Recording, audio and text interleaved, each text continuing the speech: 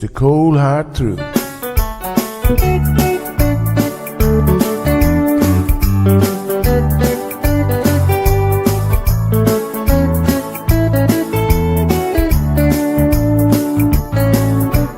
Everyone really want to know what's going on with her show.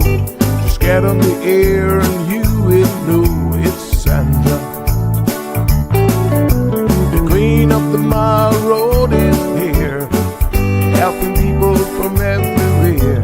Get on the phone and you will hear Sandra.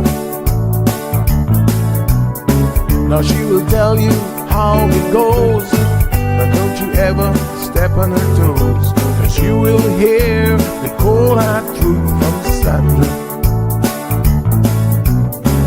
They say she's the hero in town, helping people from all around. You get a call, your money is found, it's Sandra.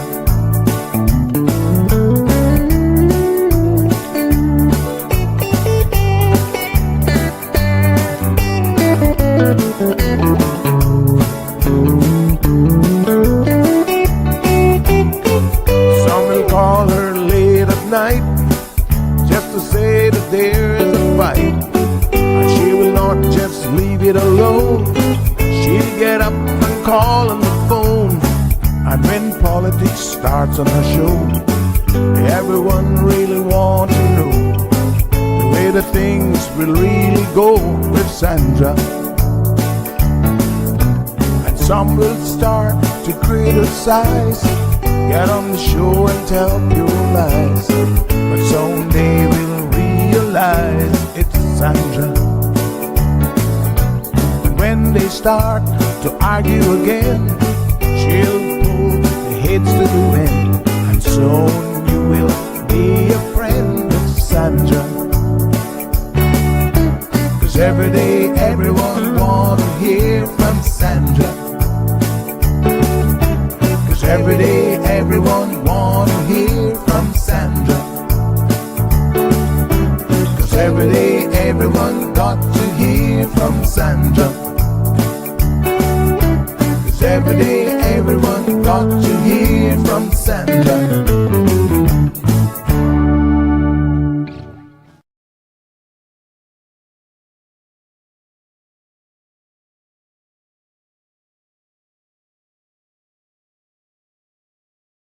Good morning, good morning, good morning. How is everyone doing? Happy rainy Tuesday morning? What on earth?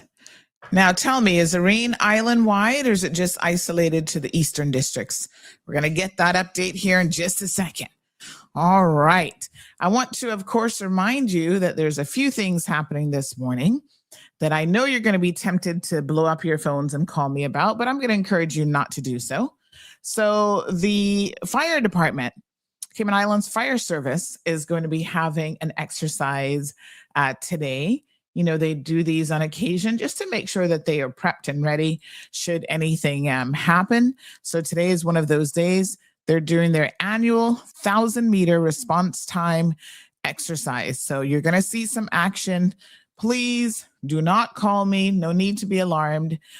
Just let the authorities do their bit in terms of practicing and ensuring that when we need them, they have it all under control, because they've done these drills previously, and these drills are fantastic for them. So between 7:30 a.m. today and 8:30 a.m., you're going to see some action going on there. On Smith Road is where it's going to conclude. So the operational activity will take approximately 20 minutes. Do not ask me why they're doing it during morning traffic. Maybe they need to do a morning traffic run, you know, because emergencies don't happen on a schedule. So this one is happening this morning. There will be vehicles in operation, flashing lights and sirens, and there's a coordinated activity in the area. So once again, folks, this is a scheduled training exercise. There's no actual emergency and there's no cause for concern. So no need to send CMR any pics or videos. Everything is fine. However, you know, my brain is thinking, what happens if there's an actual emergency during the response time exercise? Well, the bottom line is This morning, this is scheduled, so let's not worry about it. We know that they have it under control. So just advising you all of this, and we'll post this up on social media just as a reminder this morning as well. So I did get this late yesterday, and I appreciate the person who sent it through. I'm not sure we actually got it from the Cayman Islands Fire Service, but anyway, that's okay. One of our astute listeners decided to share it with us. So good morning to everyone. We've got a full show scheduled for you here today. Of course, we've got our friends from Health City, Cayman Islands in the studio for Medical Rundown Tuesdays. Always bringing us very educational and good discussions that help you, make important decisions about your life, your health. And let's go ahead and welcome Mr. Shamari Scott in the studio this morning. Good morning, Shamari. Good morning, Sandy. How are you doing? I'm doing fantastic. How are you? I am awesome. And yes, it's raining in town as well. So as I was driving to the office, the skies opened up and it was beautiful. Blessing. Wow. Yeah, I heard it this morning, a little pitter patter. We don't have zinc roofs anymore, but this was a downpour, but it stopped right as I got to the office. And good thing, because I've got my umbrella. So all good. I didn't have to make that dash inside and hope to not pull a hamstring doing it. So it was all right. We can't have you injured because we know you got to play this week, right? Is it this that's week? Right. Tomorrow is the game. The next game. Game 2. Yes. Game 2 is tomorrow. Game 2. Nice. Awesome. You're going to find this really, really strange, but we have strange things happening around here all the time. As you're talking this morning, I just remembered that I actually had a dream about your family last night. Really? Isn't that weird? Yeah. Like, it's so random, and I have no clue why I would have been dreaming, but I'll tell you the dream, right? So for some reason, I was at your house, because that's the only way this dream makes any sense. Okay. And all of a sudden, your son, and I believe it would be the middle child. Now, I don't particularly know your kids that well, but based on the size and the conversation, I feel like it was the middle child, ran into me, and it was early morning. So you and Nichelle were sleeping, and for some random reason, I'm just at your house. But he runs in, and he's like, Auntie Sandy, I just found a kitten outside in our backyard. And I was like, a kitten? So I said, okay. So I go outside. Do you guys have a cat by any chance? No. Okay. We don't have any cats. Nichelle used to have cats, but but so I run outside. So I run outside, and there's a cat actually having babies. And this is what he saw, and he was like, what's going on here? And I said, this cat is having kittens, and she already had 2, and then the third one was on the way. So I was like, maybe I need to go wake your parents up, because they're probably the ones who are going to have to deal with this, not me. That was the dream. So weird. That sounds about right. Levi is the one who had begged, the middle one, who got the dog. Okay. Right? And he is the nature lover that's outside all the time and the such. But no, we don't have any cats. Now, if you had said there was a 4th kitten, then we might have to have a talk. I'd have to talk to Michelle, but I got 3 boys, so it can't be that. So well, maybe the cat wasn't finished. I don't know. I have no idea what that dream means. It was just really, really bizarre and odd.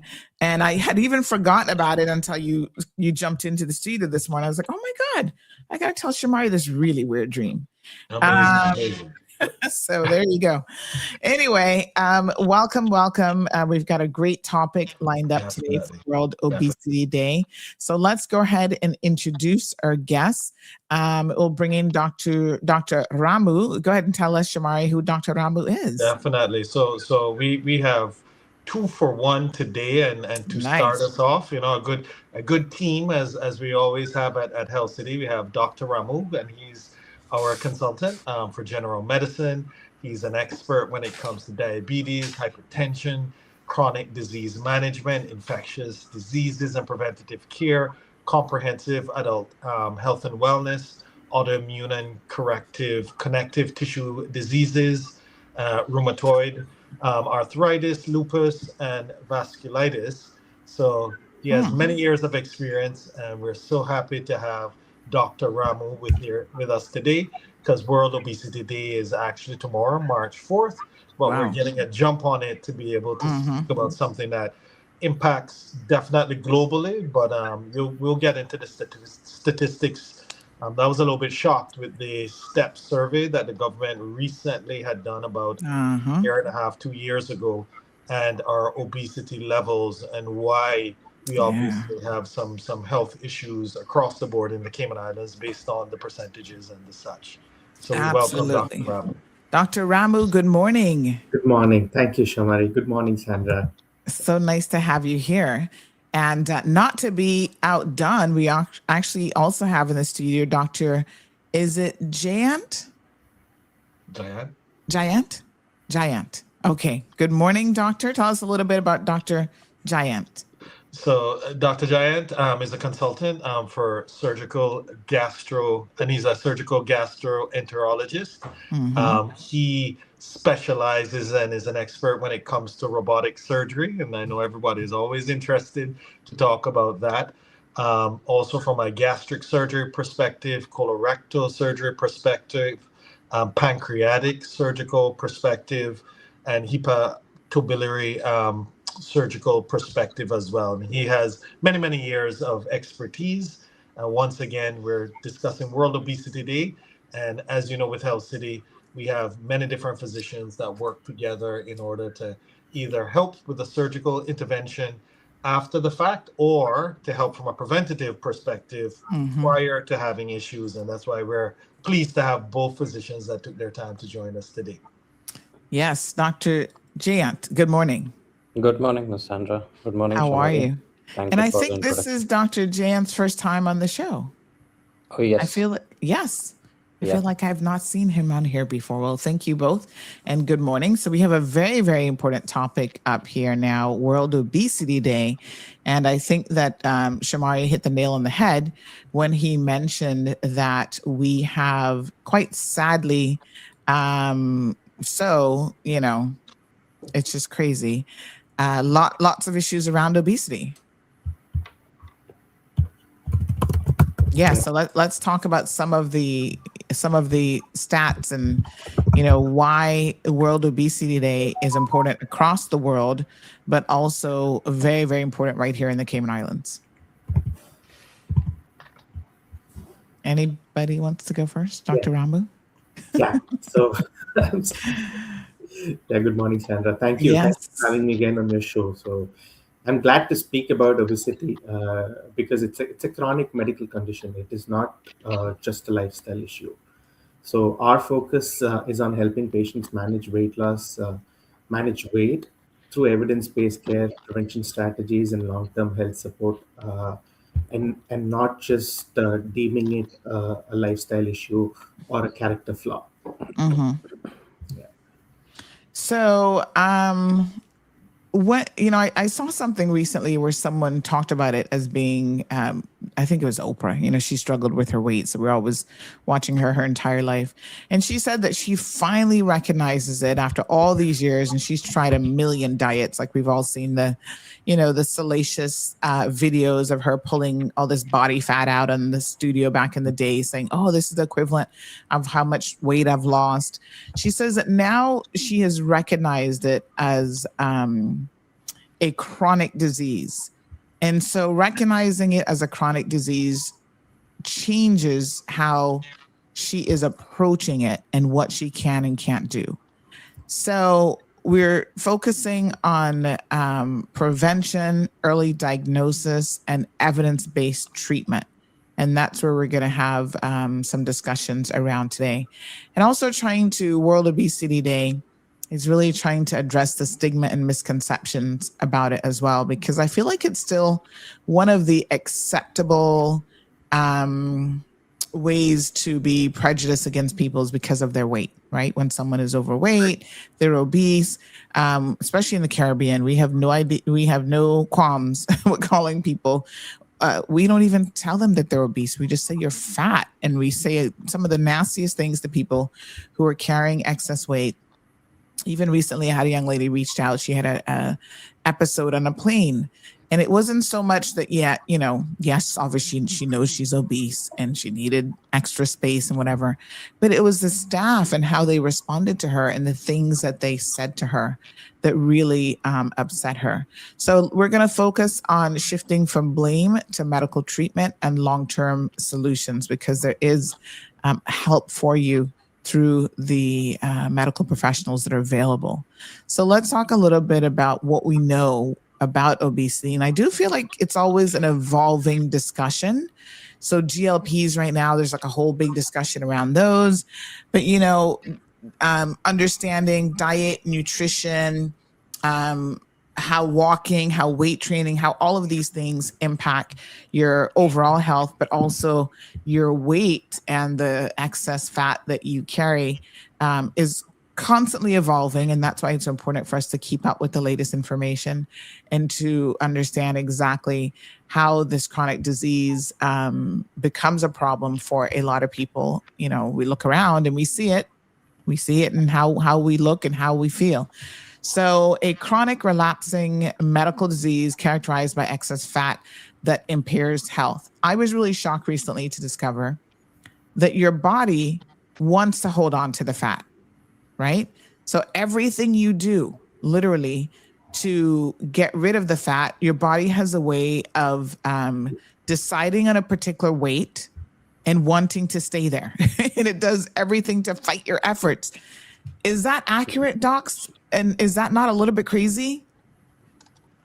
No, I would say it's accurate. Whatever you just said, no, because it's a complex. It's not a very simple mechanism. It's a complex biological mechanism. It includes a lot of hormonal dysregulation. Okay, it includes disorders of appetite, satiety, metabolism. So, which is why it significantly increases the risk of serious diseases such as diabetes, hypertension, high blood, cardiovascular disease, fatty liver disease, and even certain cancers. Yeah. So, I think there has been a huge shift in understanding of how we perceive obesity, of how people perceive obesity, and how it requires medical evaluation, long-term management, and sometimes even pharmacological therapy like the GLP-1 receptor agonists. I think you spoke about Oprah. I think she went public with her prescription of using GLP-1 receptor agonist. Yeah. So, I mean, a lot of people are turning to those, but, there's so much I feel like that's still unknown about them.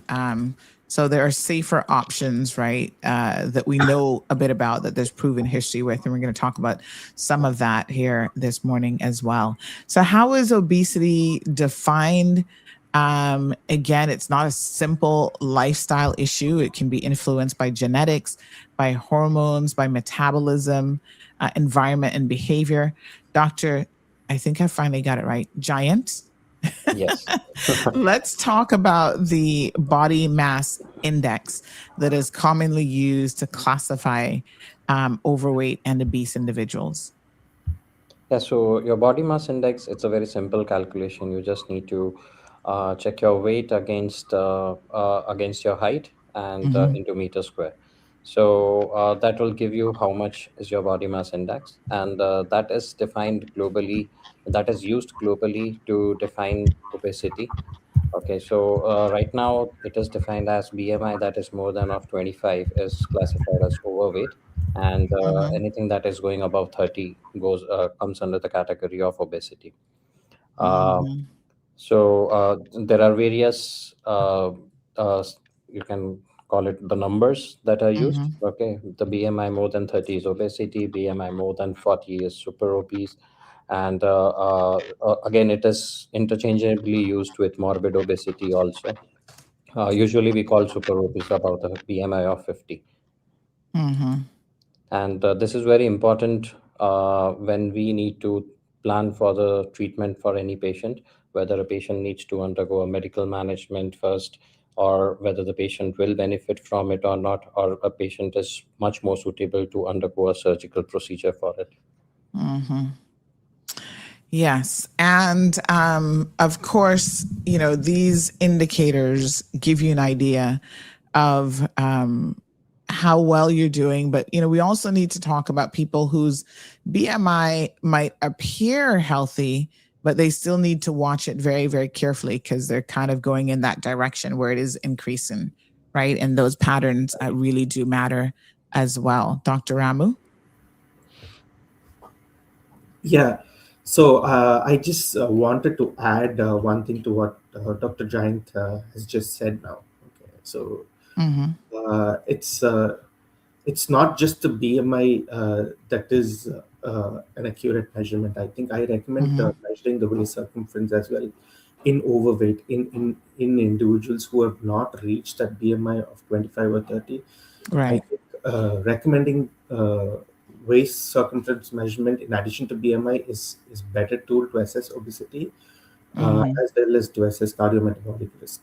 So many associations, the US Obesity Guidelines, the American Association of Clinical Endocrinologists have included waist circumference measurement for patients with a BMI of less than 25, which acts as a very important tool which can predict that you may be going in that direction.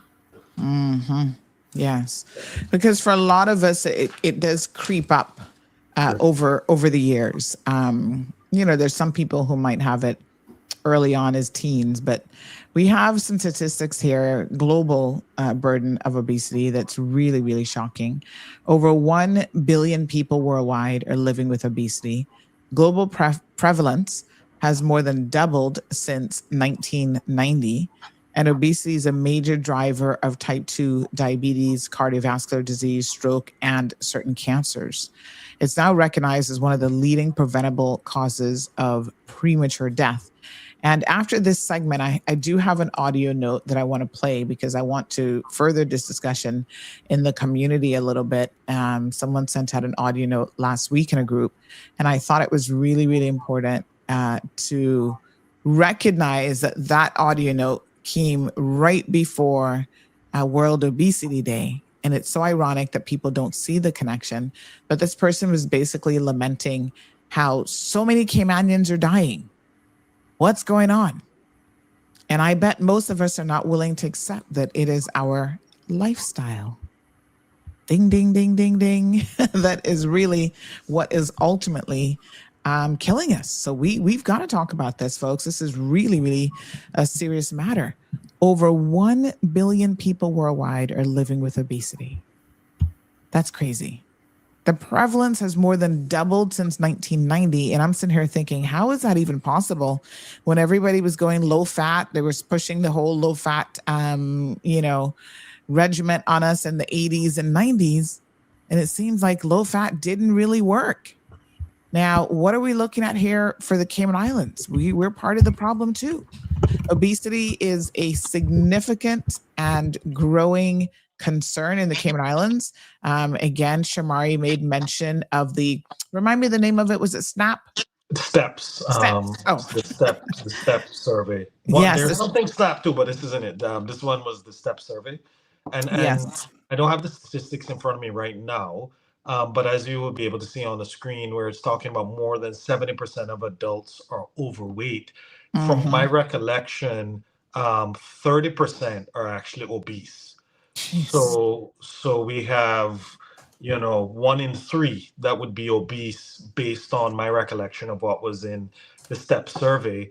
And just like you were talking about globally obesity doubling, I recall the former CMO lamenting about the last time comprehensive survey was done, such as the STEP survey, which would have been a decade to about a decade and a half prior.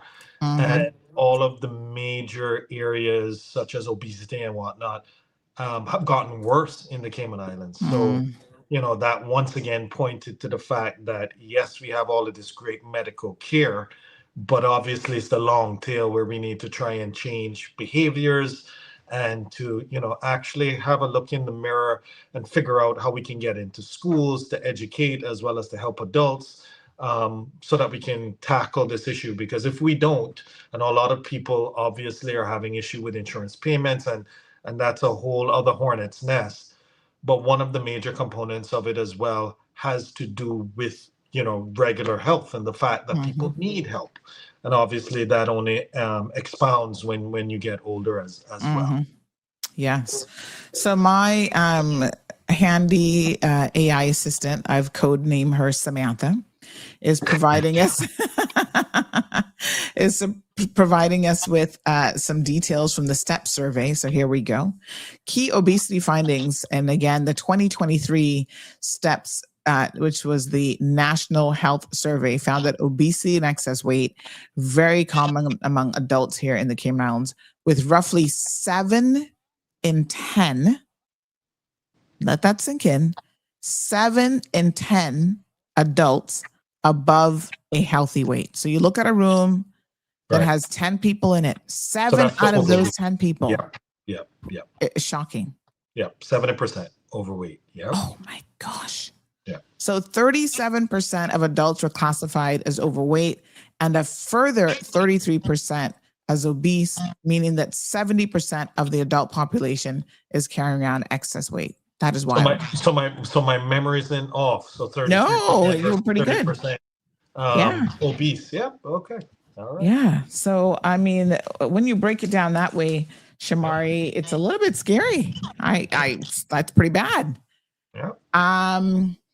So the same STEPS data estimated that 69.7% of adults were overweight or obese, with 32.7% specifically obese. We've had survey comparisons over the last 2. Men, I was a little bit surprised by this, that men are more likely to be overweight, but women were more likely to be obese. So 41% of women versus 24.6% of men. And we also now know, because the survey, the data is there. We talk often on this program about data-driven decisions. The survey highlighted obesity as a major driver of non-communicable diseases such as type 2 diabetes, hypertension, and cardiovascular disease in the Cayman Islands. And these are the things, quite frankly, that are killing our people. So we got to wake up, folks. All right. So Dr. Giant, are you shocked and surprised by these numbers? No, we have been knowing these numbers for quite some time. Yeah. And that is why we have been focusing as a team to treat this disease, which has been just going on. It's like a silent killer.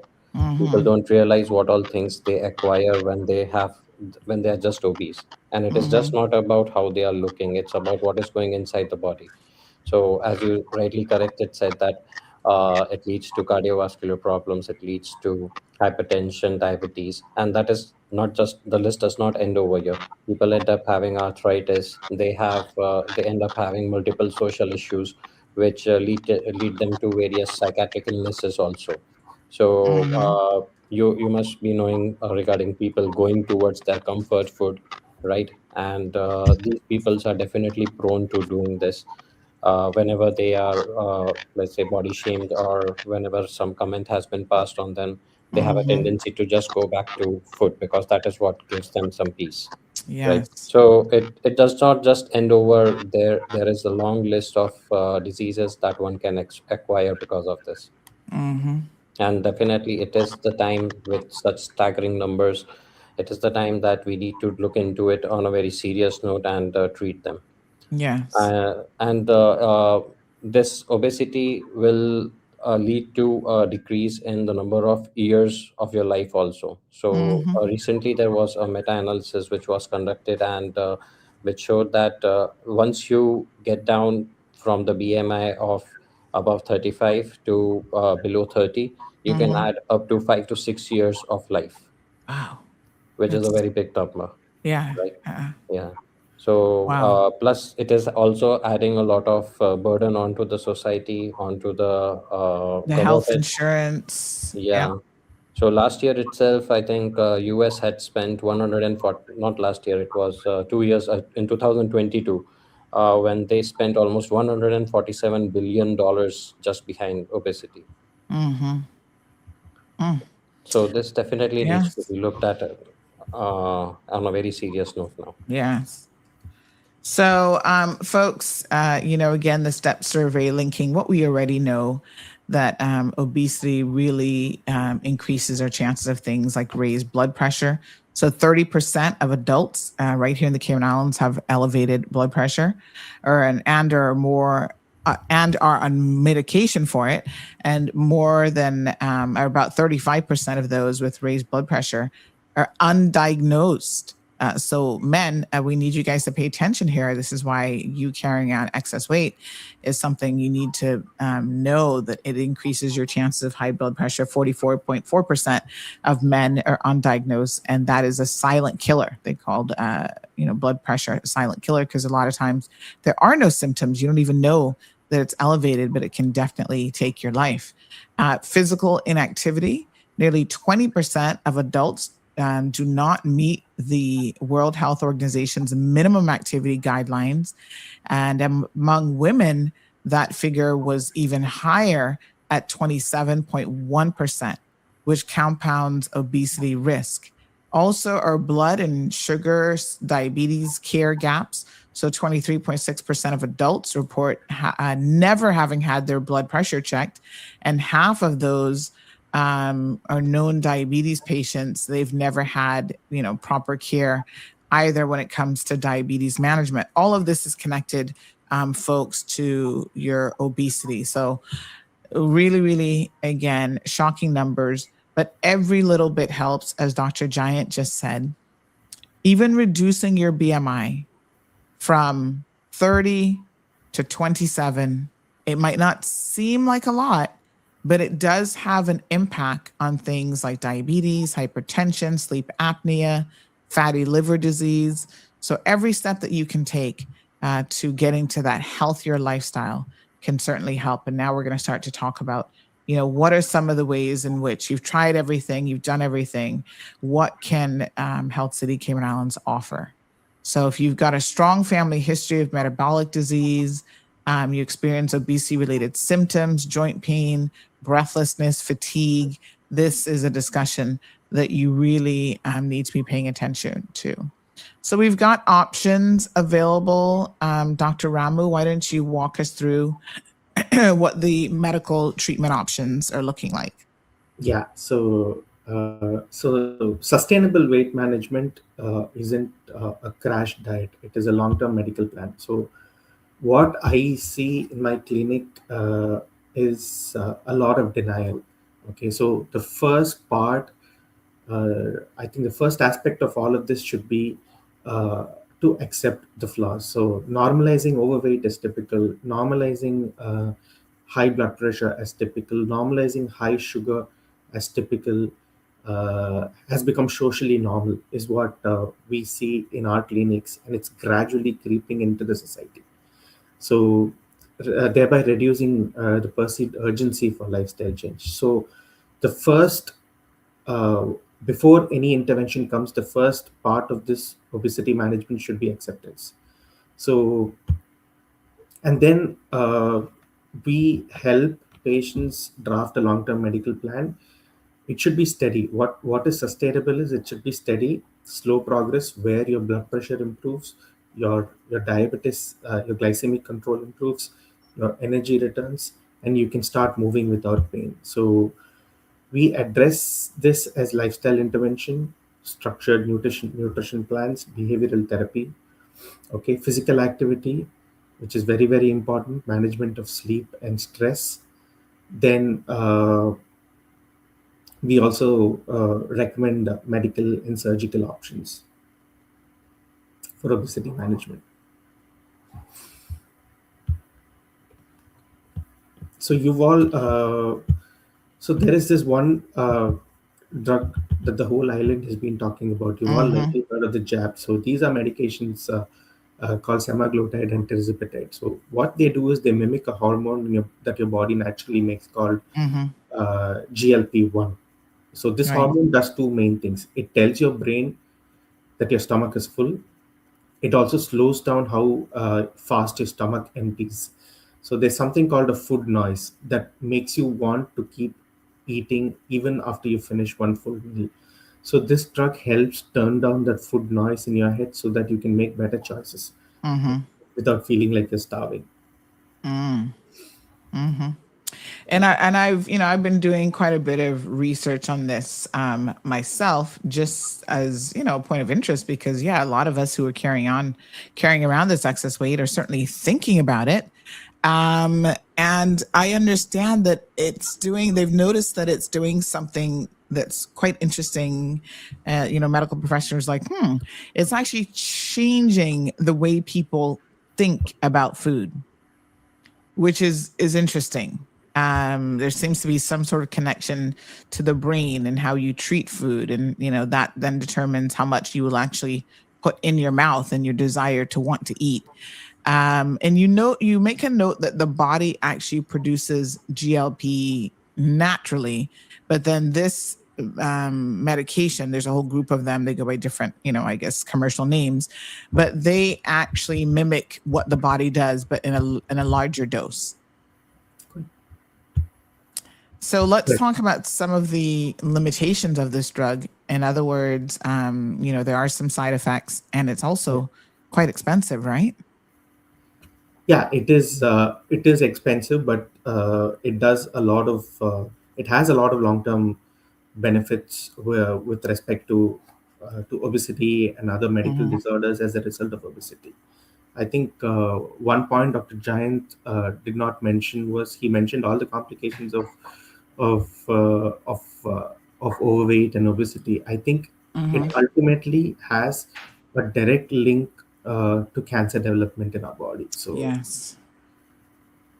So when you talk about expense, I think it has a long-term benefit. So you have to weigh the benefits and the downside to it, which is the cost. So other downsides are it can be a bumpy ride at first. So nausea and an upset stomach is common with these jabs. GI disturbances are common with these jabs.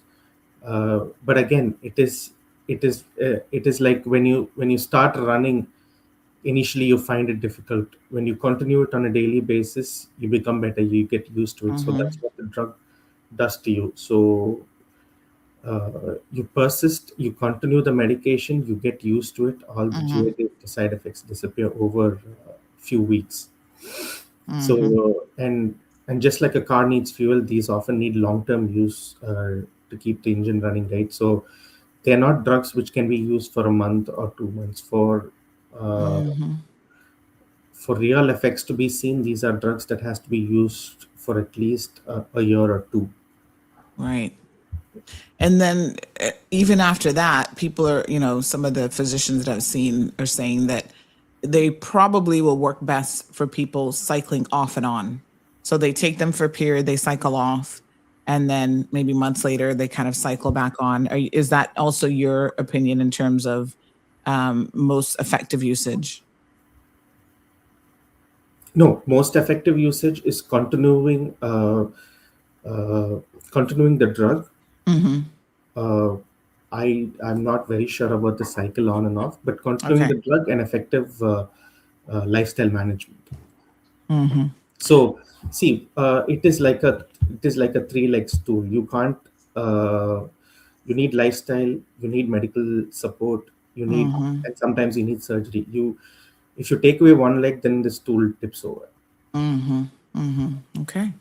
And there's lots of developments around the GLP area. There's now an actual pill that has recently come out in the market. So speak to your physician, speak to Dr. Ramu and Dr. Jain. I'm sure that they're keeping up with all of these developments. The market is constantly changing. There's like a next generation of GLP drugs that are being tested and coming out in the market. So very, very interesting indeed.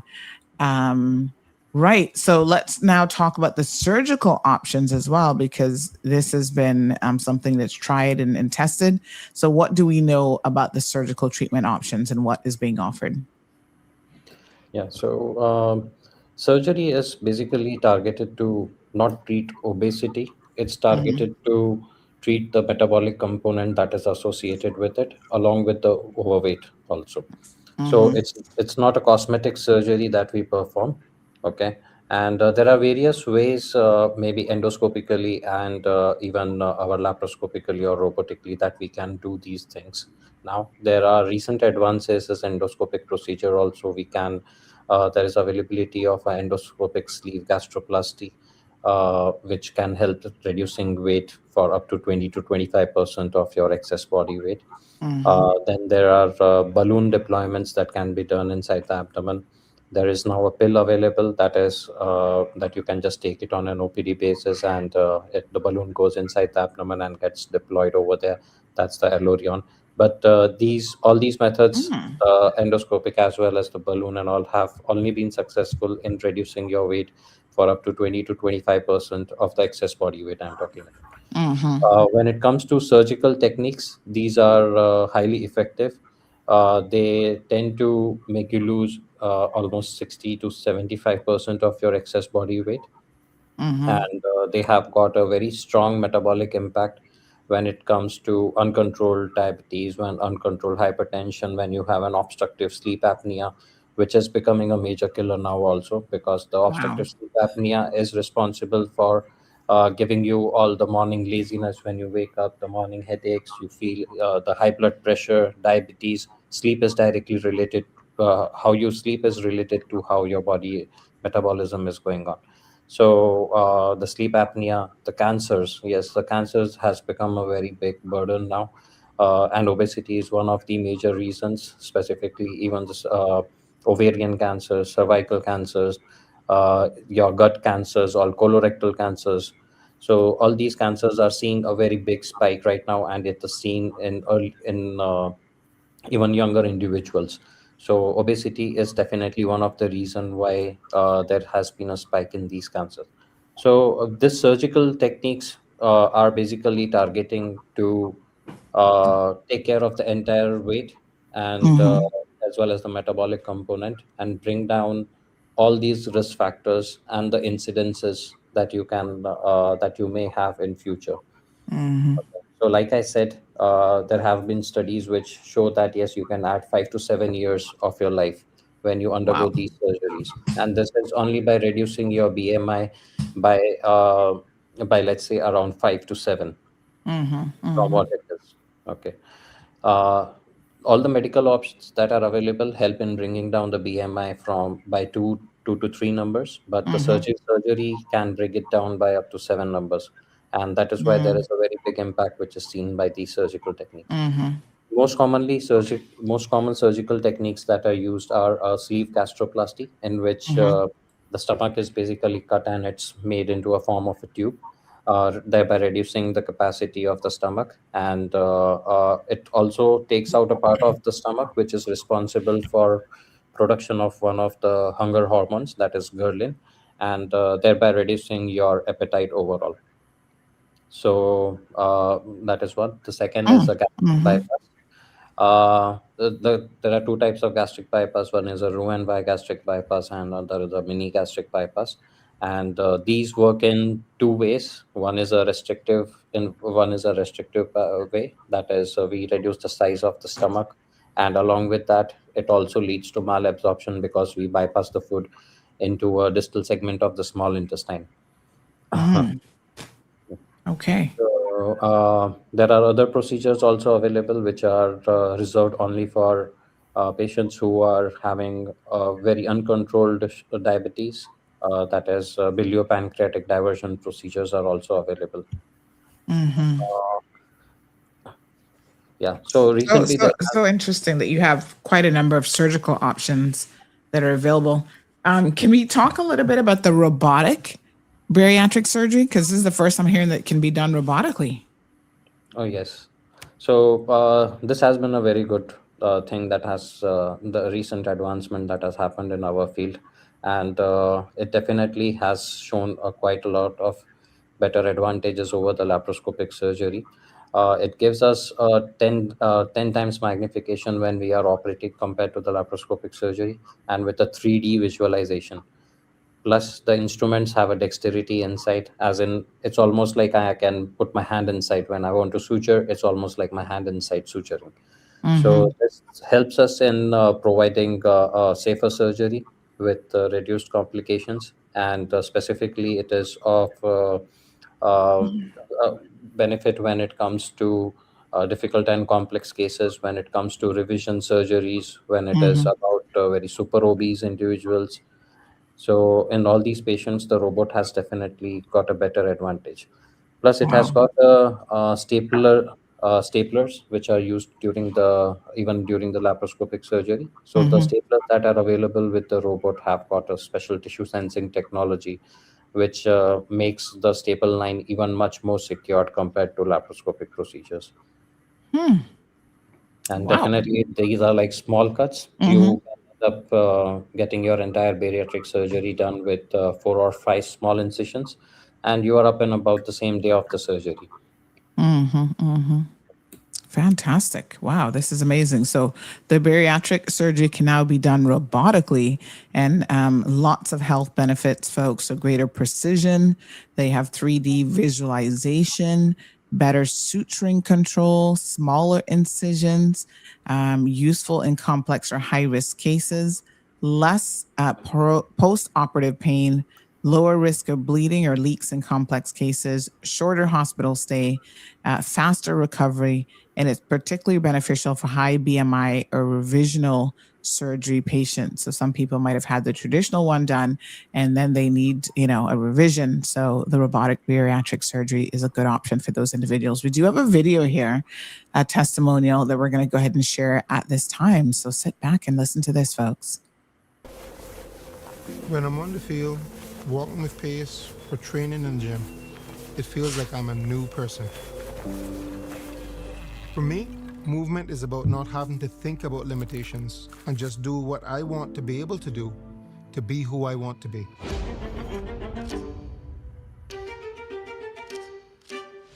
Lately, I've noticed that my body responds differently and has higher limits. There was a time when I didn't try because I was afraid of what I might not be able to do.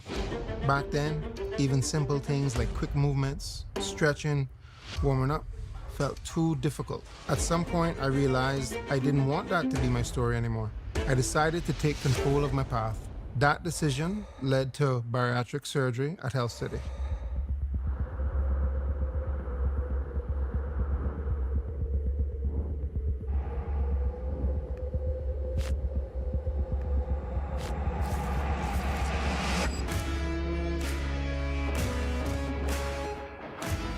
I remember when short runs felt impossible, and now it's something I actually look forward to doing. The biggest difference for me is my confidence and stamina. Changing my story means choosing better for myself and for my loved ones. These days, when I move, I'm 150 pounds lighter, and it feels like I'm going somewhere.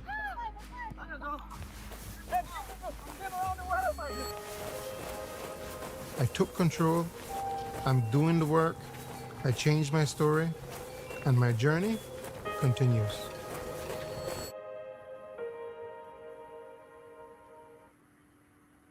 Wow. That's an amazing, an absolutely amazing story, folks. So Adrian, I think he's just jumped in. Are we bringing Adrian on this morning? Is he on? Yeah, I just saw him jump on. Adrian, Good. are you ready? If you're ready, we're gonna have a chat with you here. Oh, there we go. Now I can see your camera's on.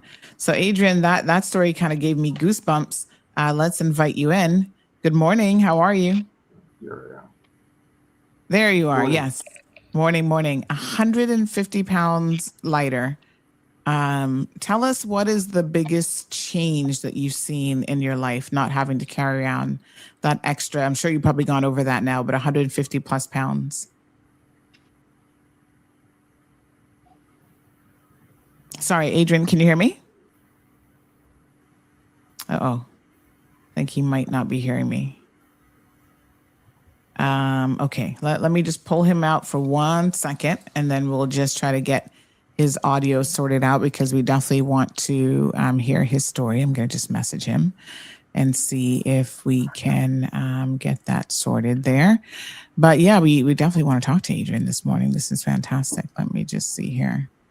And just to state, Sandy, that So I saw Adrian at a coffee shop, Paperman's, um, and he came right up to me. And I know Adrian from before. I didn't realize that he had gone through the procedure, and I was saying to him, "Man, you look great." And he's like, "Yep." And he's like, "Thanks to Health City." And I was like, "Really?" And he's like, "Yeah." I went through. I got the procedure. I lost 150 pounds, and then he started talking about all of the things he can do now that he couldn't do before. And then he said, "Listen, I want to get my story out there. I want people to see what I'm able to do and what I've done and how much I've lost and the fact that the journey still continues. So please contact me, use me, see where we can go so that I can talk to people about it." So he was the person who actually saw me and contacted us and said, let's get the message out there, right? So I also think that that's also inspirational, that not only is he going through the journey, but he actually actively seeks us out to say, "I want to tell the story so that other people can understand that if they're in the predicament that I am, that isn't the end all be all, and there is help to be able to get you on the right track." And it's a continuation, and as the doctor said, it's three stools, and he's three legs to a stool, right? And he's continuing to make sure that he's adhering to the three legs and continuing his health journey. Okay, Adrian, are you able to hear us now? Give me a little thumbs up if you can hear us, and then we're going to try to bring you back. Okay. Hi, Adrian. Morning. Morning, Sandra. Morning. Thank you so much for joining us this morning around this really, really important discussion. I was just asking you, 150 plus pounds lighter, what has been the most significant change that you've noticed in your life? I guess being able to get back to doing normal stuff, not being afraid to try to do like a light jog or a light sprint. Like eventually got to the point that a lot of things were just getting difficult, and I guess we sometimes say, "Oh, we're getting older," or "We don't need to do this," or "We don't need to do that," and you find ways to, I guess, sort of mentally cope with uh, inabilities. You don't think of it as not being able to do stuff. You just sort of like, I don't do that anymore, sort of thing. And and now getting on the right path and getting back to where I want to be. I don't see things as obstacles anymore. I just see things as milestones. Like I'm getting here. I'm going to be doing this. I'm doing that, and it's the journey continues. As I say, it's just trying to continue to be healthier, for myself and more importantly, my loved ones, yeah. Absolutely. And you talked in the video about your confidence level also shifting, which then encourages you to want to try new things and to be more active. A lot of us, when we start to carry excess weight, some people think, "Oh, you're just being vain, it's vanity." But, when your clothes are not fitting the way that they used to, or you go up a couple sizes, that really does have an impact on your confidence, your emotions, your mental state. And so no doubt with the continued weight loss, you have seen a boost in your confidence. Oh yeah, for sure. It's one thing that I actually enjoyed once my weight loss started. I enjoyed actually buying clothes that I knew that I was going to fit into. Like I think it was last year, July, we went on family vacation. Saw this really nice shirt in Walmart. It had been years since, as a big guy, I can buy shirts in Walmart. And I said, you know what? I'm going to buy the shirt. And it doesn't fit properly now, but it's going to fit properly in 6 months. And sure enough, it fits, and beyond that, it's loose now. Like it's to the point now that, hopefully whenever I go away again and, Walmart finds us Caymanians, I'll be buying a size smaller. Yeah. I had to chuckle when you say Walmart finds us. Yeah. For sure. Well, that is really, really fantastic. And I feel you, not having to go into the section that's for oversized people. And you have children, Adrian, you've got kids? Yeah. I have a 7-year-old, a 13-year-old, a 16-year-old, just across the broad spectrum. Yeah. So whatever any parent's going through, I'm dealing with that at some level. except for the terrible twos. That's done. That's done. That So, part is done. yeah, But yeah. in particular with your 7-year-old, I'm sure that child is still very, very active and keeps you on the go. So how has your activity level improved when it comes to being a parent and being more actively involved in the lives of your children? Well, it changed. It changed now. Sort of things I want to do with him, as opposed to saying have him get involved in something else on his own. It's like, let's go for a walk with daddy. Let's, let's do this. Let's do. I mean, roads aren't as safe as they Yeah. used to be to ride bicycles, but in terms of being able to do things now, I could plan to do activities with them as opposed to sort of sending them to do stuff. You know what I mean? Like I dropping them to football camp. Well, just go out in the yard and do stuff with them. You know, that's changed just how I guess the psyche and the mentality, just the strategy for trying to get kids to keep active, because they love a good screen these days, and anything to get them off the screens, to get them outside, Get them and more doing active. moving around. Yes. Yeah, so that then breaks the cycle. Yep. As my grandma used to say, big bones for runs in my family. So yeah. Yeah. Dr. Ramu, I know that Dr. Manaj did his procedure. Can you tell us a little bit more about the type of procedure that Adrian actually did from a medical perspective? Dr. Giant, I think, talks about okay. surgeries. Yes, Dr. Giant. Yeah. I think probably, Adrian, you must have undergone a bypass surgery, if I'm not wrong. Gastric sleeve. Gastric sleeve. Okay. Yeah. So definitely, as I had told you before, that there's basically a reduction of size of the stomach that has been done for him. A part of the stomach has been cut and it's been formed like a tube now, and the capacity has brought down to almost like 100 milliliters or lesser than that. Okay. And I'm sure you must not be feeling much hungry also after the surgery. Yeah, I could tell you that after the surgery, obviously for the first few weeks, it's like the first 2 weeks it was like chicken broth only. And then after that we get into liquid smoothies, which I was meeting with Dr. Manoj. I was meeting with him initially weekly, and then the checkup sort of opened up from there, and eventually I got back into regular food.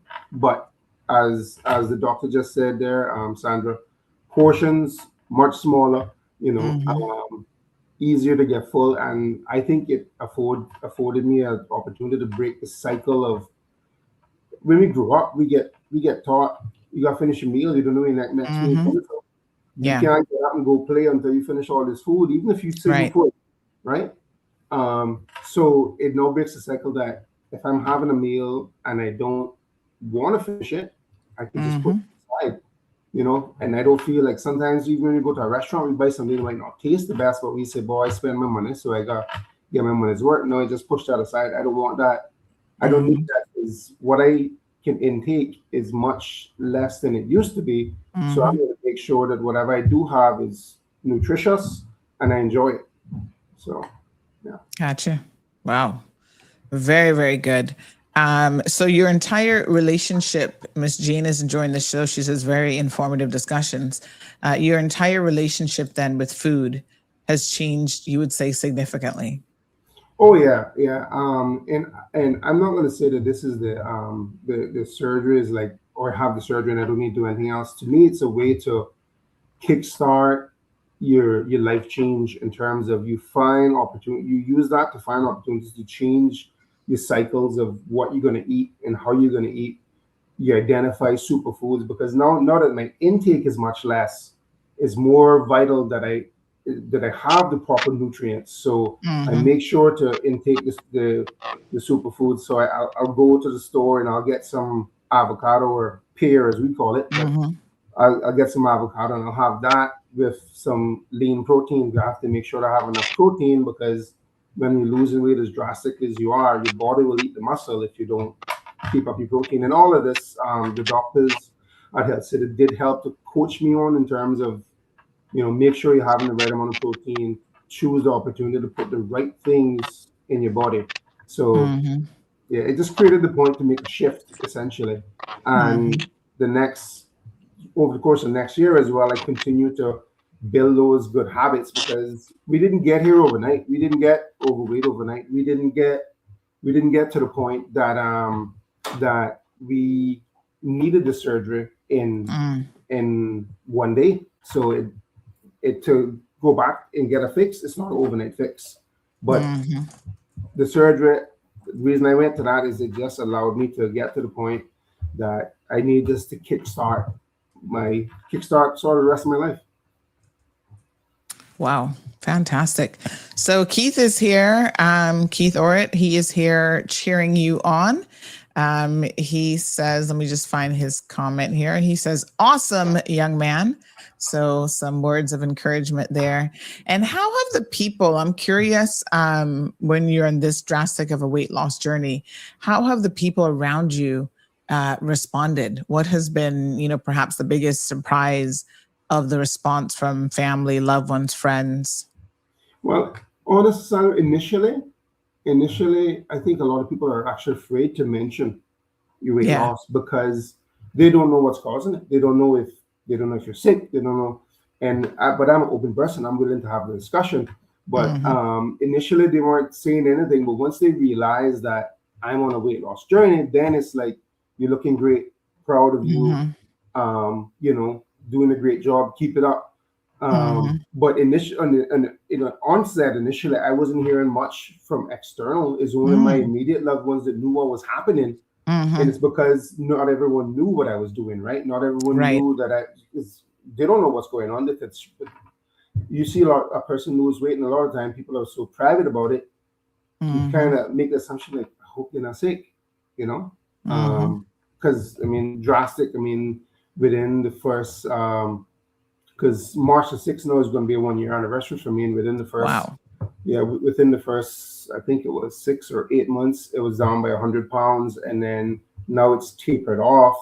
And I think right now, my average is about 10 pounds a month, which I'm Wow. fine with because it makes it more sustainable in terms of, Mm-hmm. sort of trying to tighten and tone the body and adjust the body to that, obviously. Mm-hmm. But yeah, it's people have been encouraging once they know about it, but initially everyone's sort of afraid. It's sort of like when you are drastically overweight, most people Mm-hmm. are also afraid to talk to you about that as well. They're like, I don't know how to talk to you. And then as Mm-hmm. well, us big people tend to not want to hear from a skinny person how to get skinny. Like, Mm-hmm. you're like, you don't know what we're Yeah. going through. So yeah. Yep. Wow. So interesting. And how has your social life changed with your friends? Um, I've always been a very social person, but I guess the one change has been um, challenging them more on different things, whether it's a step competition, whether it's getting Mm-hmm. involved in different sports. And I saw someone yesterday who was actually starting a weight loss journey, and I gave them a call last night and just sort of because I know in the early goings, especially, it's great to have accountability partners. It's great to have people that Mm-hmm. you can count on and lean on and talk to them about their experience. Mm-hmm. And get pointers from people because sometimes the journey can really feel alone because you're also afraid to tell people what you've done, what you're going through, because you're afraid of failure because every other thing we've tried in our life has failed. So yeah, Mm-hmm. in terms of weight loss, of course. Yeah. Yeah. Yeah. Wow. So fantastic. So you're just a year in. What are you looking to the most in the next 6 months to a year? I would say tightening and toning the body and continuing. Like people have asked me before, like, what's my goal? And Mm-hmm. I don't have a end weight loss goal, to be honest, Sandra. I just want to get to the point where it's I guess I can comfortably do whatever I want to do, and I don't know what those limits are now because every day Mm-hmm. my limits are being pushed further away in terms of I have more than I'm able to do. But it's just continuing to make those right choices so that I guess Mm-hmm. I don't repeat back the way it was before. You know, I mean, because they're just like success stories. There are also failure stories out there, and to me, it starts with making those life changes. Aside from obviously deciding to go ahead and do a surgery to start a journey, you just got to make those changes and keep those changes in place. Having Yes. accountability partners, having people that you can call someone and say, "Hey, let's go to the gym," and having someone willing to go to the gym with you or willing to go for a walk or Yeah. whatever it may be. Yeah. Yeah. So one of our listeners says, congratulations to Adrian. You are looking wonderful. So Thank you. lots of support coming in from our listeners this morning. And I think a lot of people are just silently listening to this. Let me ask you a question, because I know we talked about the stigma of obesity and carrying around excess weight. Did you experience stigma in Cayman from your own Caymanians about your weight? Like, what were some of the things that perhaps people said to you that sometimes you'd go, wow, shocking that people actually say that?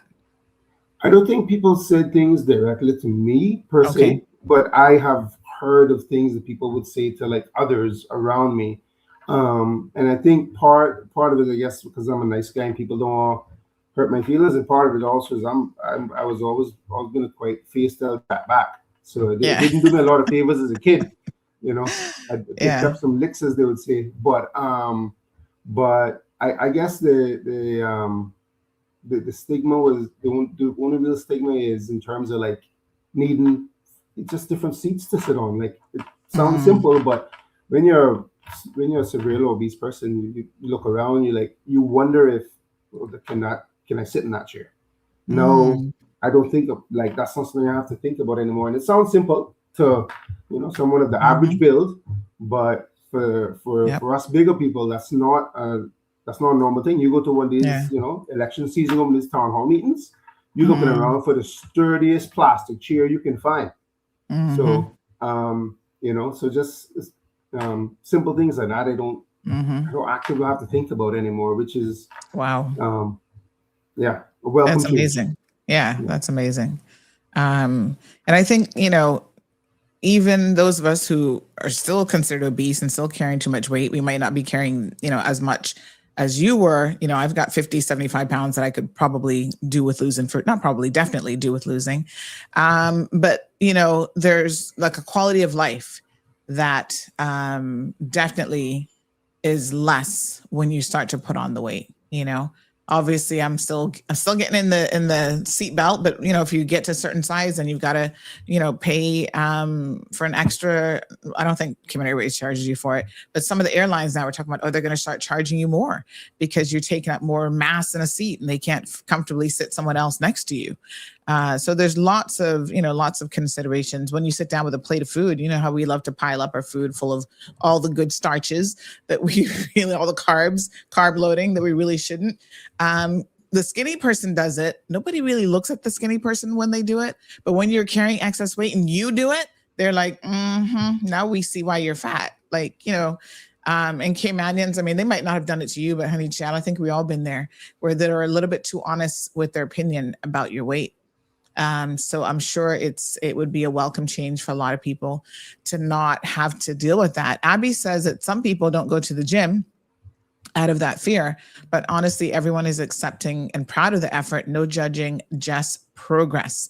So she's saying that the gym can be a safe and no judgment zone. I don't know, Abby. Depends on which gym you're going to. Because some of these gyms are like for the perfected people. They're in shape and they'd be looking at the rest of us like, But good to hear that, Abby. Thank you so much. Adrian, thank you so much. This has been a very, very inspirational story. I'm glad that you have stepped forward to share your weight loss journey with the community. And of course, we want to wish you continued success, because you said you're still losing. Things are still happening. And of course, you've got a long-term sustainability plan where you've got to keep it off long-term. There's no quick fixes out there. And what do you think is one of the biggest misconceptions that people have about doing any kind of surgical procedure when it comes to weight loss?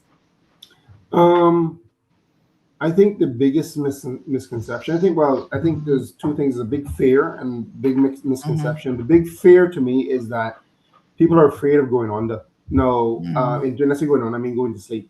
because they have to Yes. put you to sleep so that you don't freak out while they're doing things inside of you. But like Yeah.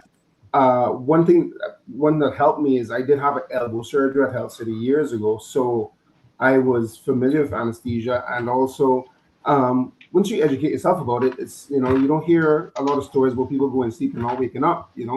So just sort of to help people get over that fear, they just sort of have discussions and educate themselves, talking to the doctors. But in terms of, I guess the stigma is, I think people think that the surgery itself will fix you long term, and it won't fix you if you don't also put in the work afterwards. Right. You have to make those changes, and the doctors are there to help you.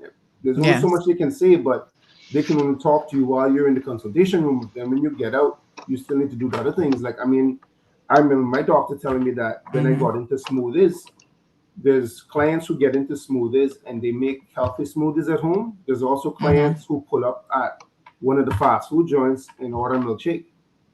So, you sort of choose, you got to choose the right things to do going forward, and I think that's the biggest stigma to me, is that people think that it just fixes it on its own.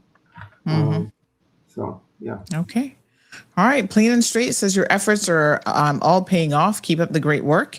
Adrian, blessings on this very important journey. Thank you so much to Plain and Straight. So Adrian Russell joining us this morning as part of the Medical Rundown Tuesday segment, discussing World Obesity Day and his more recent efforts, including getting a sleeve procedure done at Health City, Cayman Islands. Adrian, thank you so much. Really appreciate it.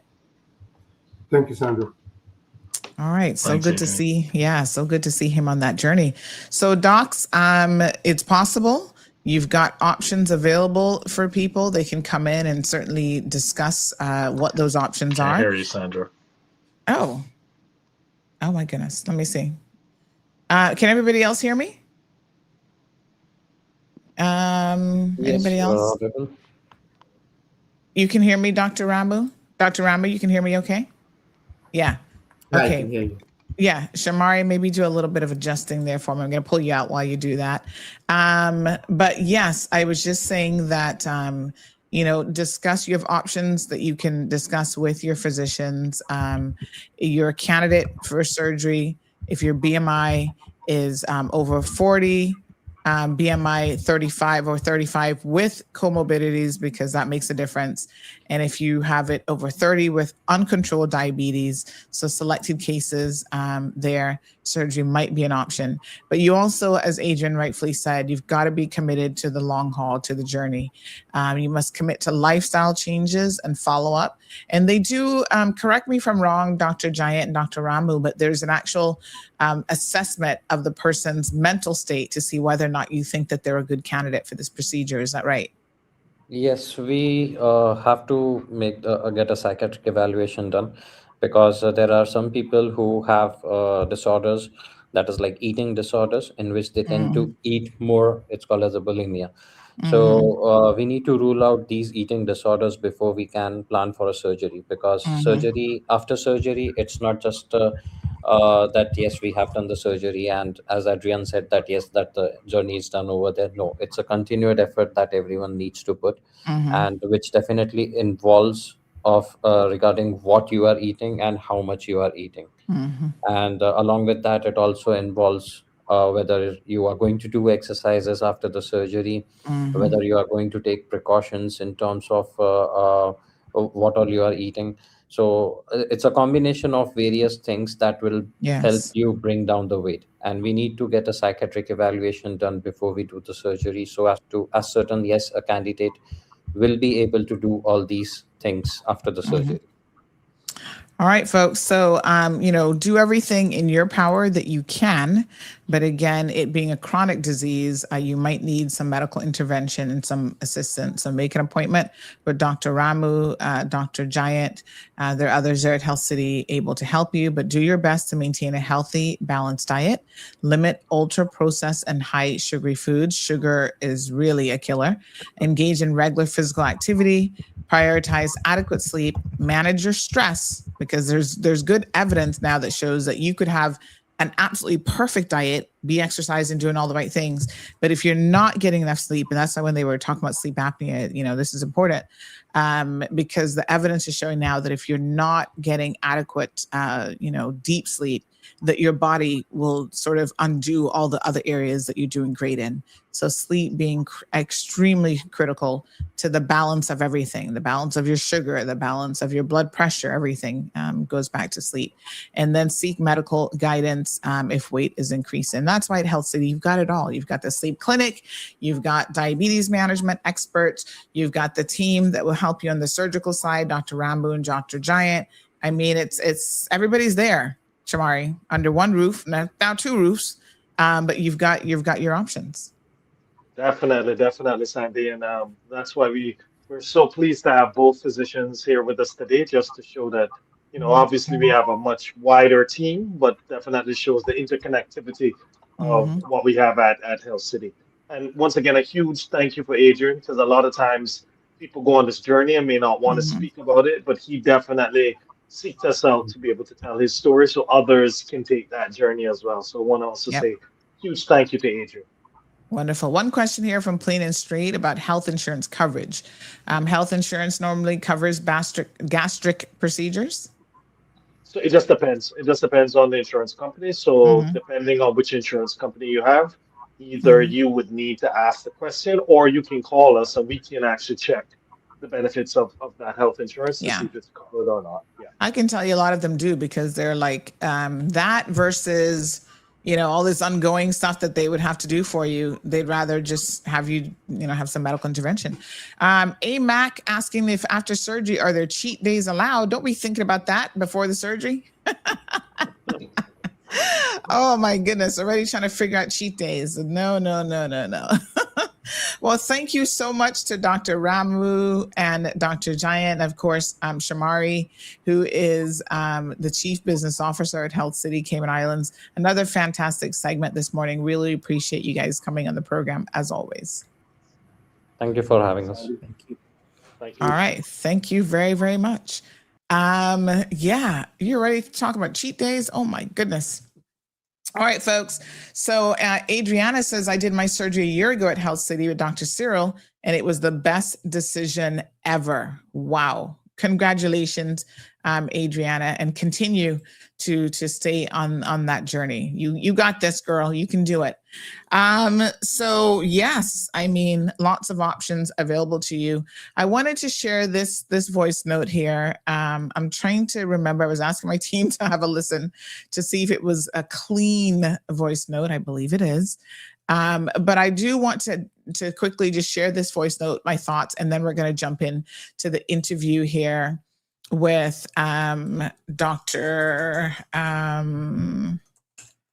Sorry. We're going to jump into this interview with Premier, the Honorable Andre Ebanks. So just give me one quick second. And of course, we've got a reminder here that the Cayman Islands Heart Foundation is having a lot of wonderful events. Please follow them on social media. February was Heart Month, and they have around 300 deaths annually in the Cayman Islands, and around a third of those are from cardiovascular disease. Many are preventable in their mission of saving 100 lives. They have a Saving 100 Lives campaign as part of one of the initiatives that the Cayman Heart Foundation is involved in. So do check them out. So this voice note, I want you guys to listen to this. This was being circulated last week. This is Sherry Ann Smith and her community group, WhatsApp group that she has. And I thought it was kind of interesting because I'll have you listen to it and then we'll discuss it. Have a listen to this. Well, I can say it again. Nobody don't want to answer the question. I don't want to say nothing about it. Why you all keeping so quiet? Say something. Why are all these Caymanians dying? There's no expats that's dying like this often. It has to do with the vaccine or something else, or something that the hospitals are not doing right. I don't know, all these nationalities that in these hospitals taking care of people, half of them don't even have certificates. They need to look into this. This is serious now. I know somebody's dying from old age, but this heart problem every minute, the young, the old getting heart problem. They got heart problem. They got heart this, the heart that. Somebody need to speak up about it. And like I said, they need to have a clinic in every community checking the people's hearts. People are dropping down like flies. Yes, people had underlying condition, and after they take the vaccines, they got worse. But what I'm saying, before anything happened, they should have a free month health testing for the community of the Caymanians in each district. At least somebody will know what's wrong with them, that maybe they can catch it in time, or they can help themselves and to get better. All right, folks. I feel like I should be saying here, if silly was a person, I wanted to use another word, but I'm trying to be nice. First of all, the recognition that a lot of Caymanians are dying. Yes, we have people who are dying. And I want to go back to that STEP survey. There are reasons why we're not in the best of health, and we know it. Stop lying to yourselves about the vaccine, about expats apparently want to kill off Caymanians in the hospitals and all this kind of foolishness. We're dying because of our lifestyles. We're dying because of obesity, right? 70% of us, look at the statistics, are obese. 70% of us are high risk. It is a serious situation.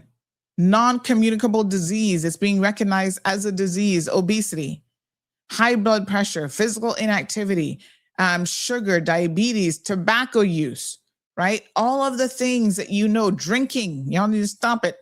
All these things you know that are causing us health issues.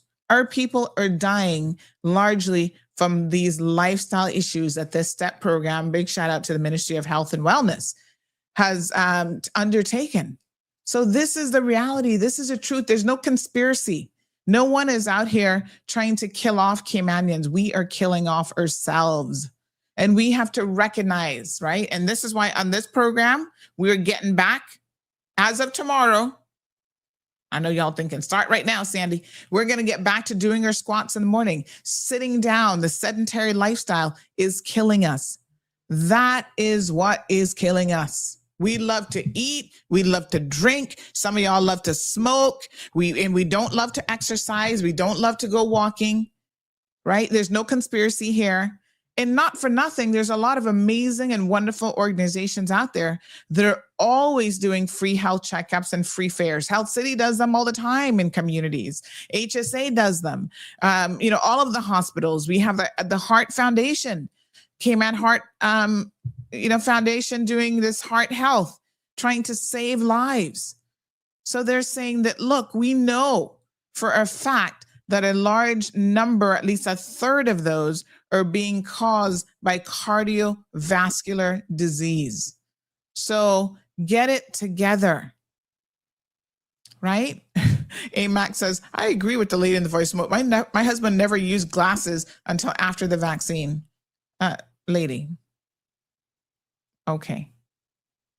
A coincidence in time does not mean causation. Okay. And if that's all he needed was glasses, that's the least of his problems. Your sight changes with age and your health. That's another thing. We're losing our sight thanks to these same diseases, diabetes, etc. Folks, get on it. This country, nobody's perfect, but this country does a lot of screening. You've got screening as part of Nurses Week at UCCI. Lion Center does vision testing and screening in cancer months. And there's so much available here that I cannot believe that there's still people who have the nerves to complain that we don't have enough testing and screening and those types of things available. Make your health a priority. Pay attention to when these NPOs and organizations are putting out information about exactly what it is that they are doing. Okay. All right, folks, we've got an interview here now that we're going to queue up next from the Honorable Premier, the Honorable Andre Ebanks. This is about a couple things here, his recent CARICOM trip, as well as this somewhat controversial, but then when I did the interview, I was like, this really isn't that controversial at all. His decision and the cabinet's decision, I should say, to forego the 28-day notice period with the bills that are coming to Parliament tomorrow. So sit back and listen to this. Get your second cup of tea, green tea, folks. Coffee, they say, is also healthy for you, but y'all know I'm not a coffee drinker, but if you drink coffee, that's all right. No sugary things first thing in the morning.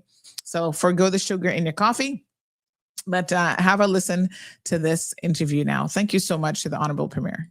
The honor of sitting here with the Honorable Premier, Andre Ebanks, just to a bit of a catch up. It's been a little bit that we have not spoken with him. And of course, there's a lot of important things that are happening regionally as well as in the country. So Premier, thank you so much, as always, for taking some time out of your busy schedule to sit down and speak with us. Absolutely my pleasure. Greetings to you. Greetings to Cayman all together, Caymanians here and overseas, and even residents. Well, yes, thank you so much. So a couple things have been happening that, I thought we need to sit down with the Premier and have a bit of a discussion. Of course, immigration being one of those. We'll get into that here in just a bit. But you've actually been recently traveling. So tell us a little bit. This is your first CARICOM session that you have attended. So tell us a little bit about this. Is this an annual event? So this was the 50th meeting of CARICOM, which is a milestone for the Caribbean community. Wow. And the current chair is St. Kitts. So the meeting was in St. Kitts. Right. And I must say they were fabulous hosts from landing to departure. It was a trip that I found extraordinary. A few people have come back and asked and says, well, what's the real value of CARICOM to Cayman? We're an associate member, we're not a full member. Maybe we don't have the degree or the range of some of the challenges of the other Caribbean countries, so why go? Right. I found it fascinating on a number of levels and worth going. One, you're in your element and culture of Caribbean people with this unique shared history, shared heritage, shared common problems and issues. Everybody's affected by climate change. Cost of living, lots of importation countries, so similar to us. So listening to other leaders grapple with the same issues now, realize you're not alone. You realize these are tricky issues and how you can actually brainstorm and even have someone that you get to take some small comfort into knowing you're not alone was hugely helpful. Two, the way in which they arranged the meeting, you have a number of bilaterals with not just members and associate members, but also special guests. A number of the development banks were there, the Caribbean Development Bank, the African Development Bank, other countries came, the UAE came, ministers came from the UAE, ministers came from Saudi Arabia, ministers came from some of the European countries. No, not ministers, but maybe representatives. And then, which was not on the agenda, was the addition of Secretary of State, U.S. Secretary of State Marco Rubio. So with all of the developments in the region, from Venezuela north all the way to Florida, I thought it was an important one to talk about those issues with the other leaders.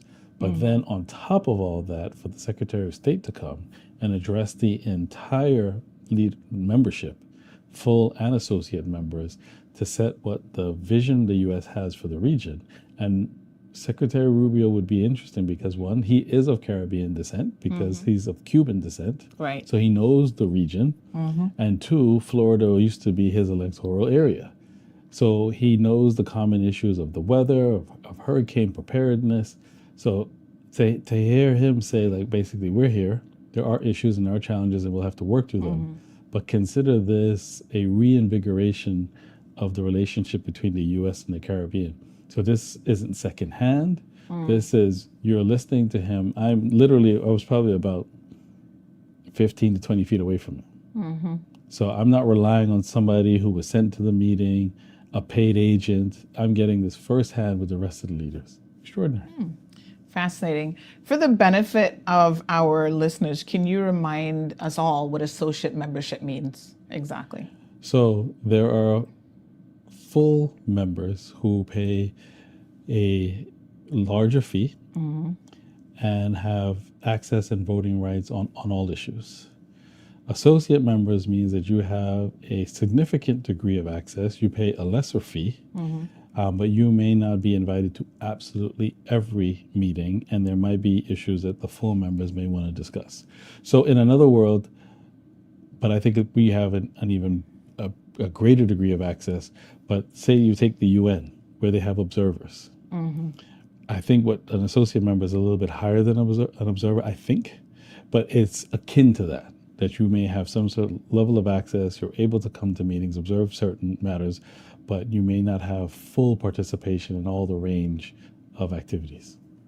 Okay. And again, we always try to break it down to the lowest common denominator for the benefit of all of our viewers. What is CARICOM, and what do you see CARICOM's role is in terms of the benefit to Cayman, even as an associate member? So it is essentially the collection of most of the Caribbean countries. So it would be sort of a mini EU, where you have a regional body. It does have a currency, but not all the countries are signed up to the currency. Like I believe Bahamas has opted out. And it also has a policy of a free movement of people, like the EU, that can work in different countries, which a few of the full members have opted out of. So it is essentially sharing, it's recognizing the commonality among the region and sharing resources, information, and knowledge, and bringing that to bear to have a stronger region overall. And of course, the timing, you said that this is the 50th anniversary sort of gathering. And we know that a lot of the Caribbean nations, probably 50 to 60 years old in terms of independence. So the timing of them being able to have this collective body and this sort of camaraderie and, just regionally is so incredibly important in terms of both structure and strength for the Caribbean region. I think so. So undoubtedly, you don't gather that many countries and that many people without a little bit of controversy. So of course, I am in some media groups for the region, and I do recall one of the writers out of Miami making mention of, she said, "Hey, what's going on, at CARICOM? Were you participating in any of those sessions, or maybe that was for the full members, where there was a little bit of controversy, if you will, between Barbados PM Motley and Trinidad's leader. Were you any part of that? Did you get to see any of that, or were you kind of, above the fray, so to speak?" So that reporter, I think I met the Miami Herald reporter. I think I met her. Jacqueline Charles. Think so. I think I met her. And I think I might have given her at least one soundbite, if not two. Okay. If we're talking about the same person, but I think the Miami Herald only had one person. Yep. And what she may be referring to is that in the opening ceremony, so on the Wednesday, they gather all the leaders, you get acquainted, and then you come out onto a larger stage and you are introduced. Sort of an opening ceremony. And at the opening ceremony, a number of leaders were given speaking slots. And I think what she may be referring to is on the stage, the Prime Minister for Trinidad made some remarks that may have not been necessarily appetizing to some of the other leaders. That might be what she's referring to. So you did see that. But the way I sort of viewed it was, in any family, if you're at a family gathering, two uncles might get into a verbal sparring. That doesn't mean at the end of the day you're still not family. In the case of those two leaders, I think they went to law school together. So they have a long-standing relationship. Interesting. So from time to time, whether it's in any caucus, any cabinet, any parliament, and now you're dealing with international, at least a regional level of leaders, there may be disagreements, different points of view from time to time. I didn't make too much of it. I was there to observe and try as much as possible to learn as much as I could for Cayman. All right. Well, that's really interesting. But yeah, I mean, we saw, for example, you mentioned that Mr. Rubio was there, and he actually met with, don't know if you knew this, but he met with Castro's grandson on the sidelines of meeting with you guys as well. So he was killing multiple birds with one stone, as Caribbean people would say. So there was a lot that was going on there. But it's interesting. This is your first event and your first time attending. Tell us a little bit about what contacts you left with, thinking, this is someone that if I have a question in a particular area, that maybe I can reach out to some of my Caribbean colleagues. So one, from listening to a number of countries, is whether or not, based on goods that they have, whether or not we could enter into an MOU for trade to look at cost of living. Two, with some of the development banks that were there, are there funding models out there that we should look at for items where our budget is stressed right now, and whether or not it's worth taking a look to see whether or not those funding mechanisms may be fit for us and might be able to be exercised to accelerate or start other projects. And then three, also just learning how people are dealing with other things. So how are you dealing with immigration? How are you dealing with waste management? How are you dealing with crime? How should we now align ourselves and exchange better data? There was a fascinating discussion on whether or not all of the police forces in the region were using the best up-to-date case management system, because, as you know, in any system, it's only as good as what's put in. So it did make me scratch my head to ask our police commissioner. I'm not sure I actually have the answer to that question. What is the software that is being used? Thankfully, when I came back, the commissioner had a pretty good answer in that we are using a good software, but I might not have been prompted to even ask the question without being around other leaders and hearing what their either struggles or what their successes are. And in fact, one of the controversial discussions between Prime Minister Kamala Prasad was in relation to the relationship with countries when they arrest someone, and whether or not they're, sort of sharing that information, re-deportation amongst the regional countries. So very, very interesting indeed that is something that, could be useful. So there's an extradition practice, there's a formal process, but within CARICOM countries, they're not doing it amongst themselves. So again, maybe some need for further collaboration and review. Worth going to. Yeah. All right, well, let's transition and focus just a little bit of our time looking at something that I think a lot of Caymanians have been having some discussions about more recently, this Immigration Transition Amendment and Validation Bill 2026. It's a mouthful. And we just want to make sure that we understand a few things in relation to it. And there's also a bit of, maybe it's a perceived controversy around the 28-day rule. So we'll get into some of that here as well. But can you tell us what this bill is intended in plain English for the average Caymanian? What is this bill actually intended to do? So there are three main points. One point is legislative drafting discovered, which is not unusual and has happened to other ministers, that certain fees that have been charged historically have not been based on a legislative provision to allow the charging of the fee. So it's happened to me in certain aspects of the Companies Act. I don't think maybe this term, but maybe last term. Airport fees, there's a whole list where legal draft and then reviews when laws are updated and say, wait a second, these few fees here actually don't have a limb to be charged on in the legislation, and then arguably government shouldn't be charging those. So in the case of immigration, if we're now at the most significant revamp of immigration legislation in 15 years, which is going to commence in the near term, you do want to start that with charging the right fees on a legitimate basis. Two, it was to ensure that there was clarity around who would be grandfathered in for transition from the the existing regime into the new regime.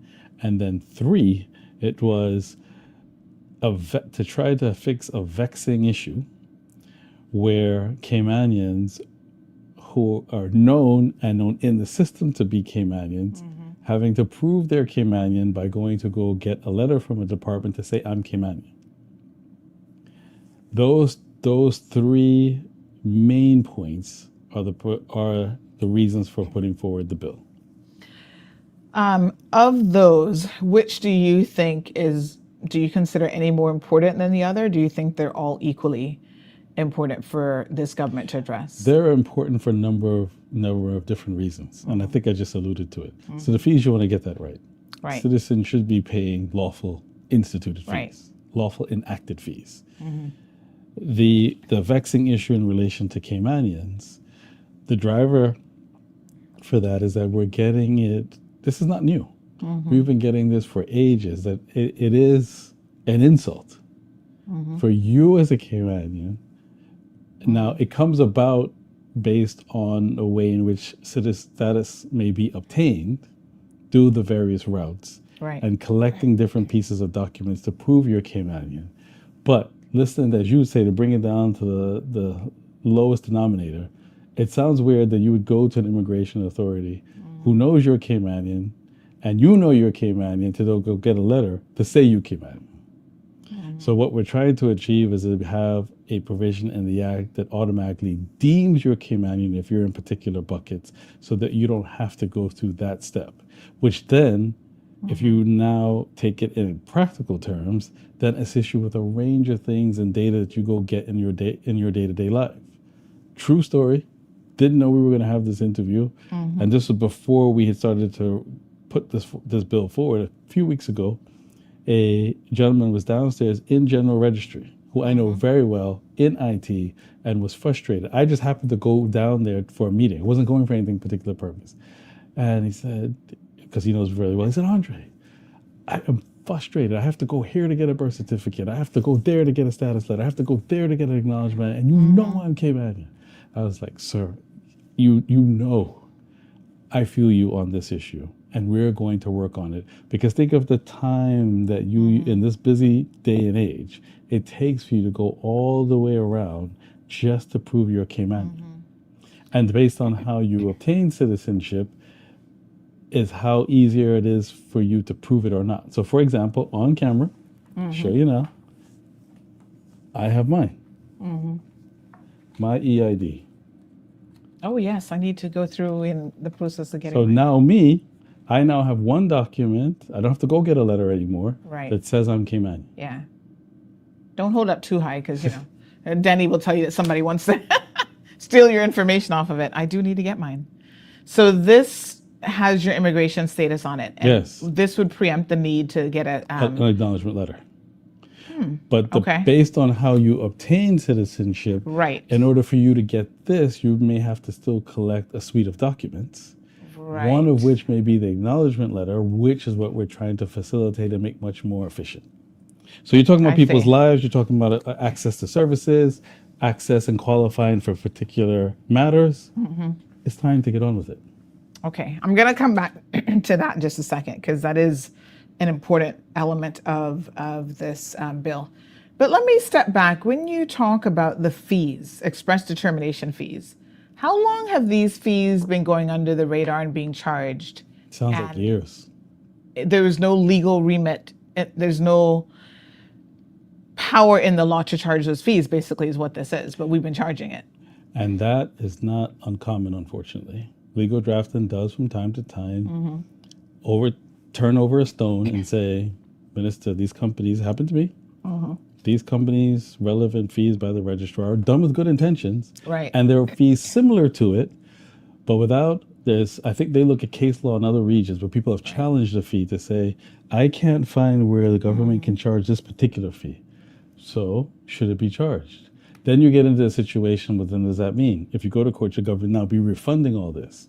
That would be an administrative nightmare, particularly when government is entitled to charge smaller fees. Right. So let's clear it up.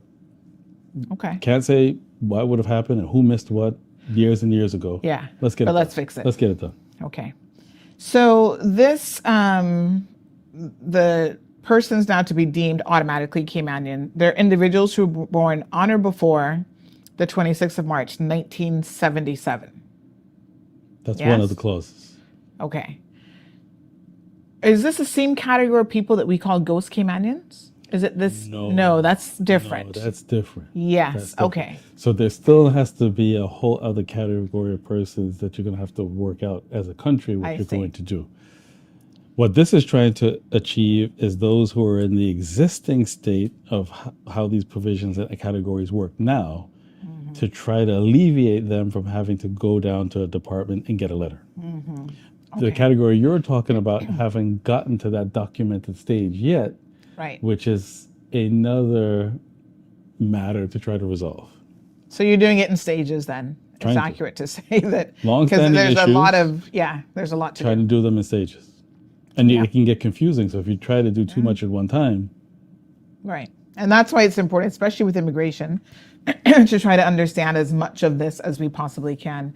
You know, I've always been fortunate enough as one of those people who's born in 73 that I was kind of like, again, in a different time bracket where I just missed some sort of cutoff, but it doesn't affect me. Like I've never had to get any sort of acknowledgement letter. Like I'm automatically acknowledged as Canadian, but just because the year of my birth and what the legislation was at that time. So as the legislation changes, you know, it sort of complicates people's lives depending on when you were born. correct. Yeah. And anyone who's been through the passporting issue sees how the interplay between the British Nationality Act, our act, how you got status, your route could be different than somebody else's. And you're still Caymanians. And Yeah. nobody's denying that. But your route and documentation might look completely different. Yes. All right, let's talk about. As an aside, yes. I would have thought you were born in '83. I mean, I think you look Thank you. fabulous. Thank you I would very have never, much. you know. I'll take it. I'll take it. Let's talk a little bit now about this 28-day rule, because there are individuals who are saying that this is intended to be an emergency provision. So we have this section 77.2, which was designed for genuine emergencies. And some individuals are being critical of the your government, saying, wait a minute, this coalition government is using it a little bit too often. And just to clarify for our listeners, this section 77.2 allows for a shortened consultation period on major policy changes. So how do you respond to the critics who are saying that you're normalizing this emergency lawmaking and overusing this provision? Overusing. Okay. I don't think so. I think we used it once, or maybe just, once was definitely the Public Management and Finance Act and having to do with the 3 months to 6 months. And now we're using it now. Let's back up a second and make two distinctions. Okay. This provision was changed in the Constitution in 2020. Prior to that, the word was used as emergency. Okay. In 2020, it was changed, and the definition was then certified, so 28 days, unless certified by the Premier as too urgent for the 28 days, or the delay is what it says in the legislation. So it has been altered since 2020 to remove from emergency Right. to deemed as certified as urgent by the Premier. So there has been a change. And since this administration and prior administrations have also used it to bring financial services measures for bills, has used it during COVID, has used it for other things. So there has been sort of a precedent and a practice that has built up. In the case of the legislation going to the House on Wednesday, so day after tomorrow, 4th of March, 2026, there are three pieces. One is immigration, and two are health insurance, which are tied. So it's really one, but tied. In the case of the immigration, if, as I said earlier, we have passed significant landmark immigration legislation, hasn't been touched seriously in 15 years, and the minister is coming forward to say, I really need to be sure that the fees are being charged, the legal draft that have told me aren't there in the law, have to be done by the time this started, I would say that is a delay that we can't wait. And it shouldn't be that much for the opposition to be able to study and understand, because it's happened to some of them when they've been ministers. Right. Okay. Also, although the Constitution says premier, let's take a step back and look at it in its realistic context. It's not me who just decided, looking at the caucus table, I'll just pick these up and certify these as urgent. The practical process is that the relevant minister is coming to you and saying, I'm in a bit of a jam here. This is what legal drafting and legislative counsel and the AG have pointed out to me. The caucus sees it and determines and says, Premier, this is maybe one where you need to exercise your hand. So although it's the post of Premier in the provision, it is made as a team. Now, because it's the post and the provision, I then have a think about it and have to now weigh what would be the effect on the public, because the 28 days affords you more time for it something to come under scrutiny, and what would be the effect on the opposition. Balanced against the fees getting right, grandfathering getting right before the legislation commences, because the country should not be left in limbo between two immigration regimes, too important. And then if we're also able to, if the clause holds, then able to dispense with a vexing issue for Caymanians running around all over town to prove they're Caymanian, let's get this done when we can. The health insurance bill, I could pause there, but there's a whole other set of factors for the health insurance bill that are separate from immigration, where in that case, the underlying issue on the decision-making process on indigent medical care has been discussed for ages. It's been the subject of Office Auditor General reports, OAG reports. It's been discussed in prior Public Accounts Committee, so it's not a new issue.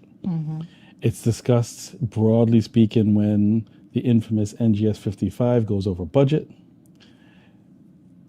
If one of the issues we are trying to tackle in the country is cost of living, and in cost of living is health insurance, and the minister has a wider vision, because two ministers working on it, Minister Anglin, with Cynicals falls under, and then also Minister Cathy for health falls under, are trying to get their arms around the cost of health insurance in this country.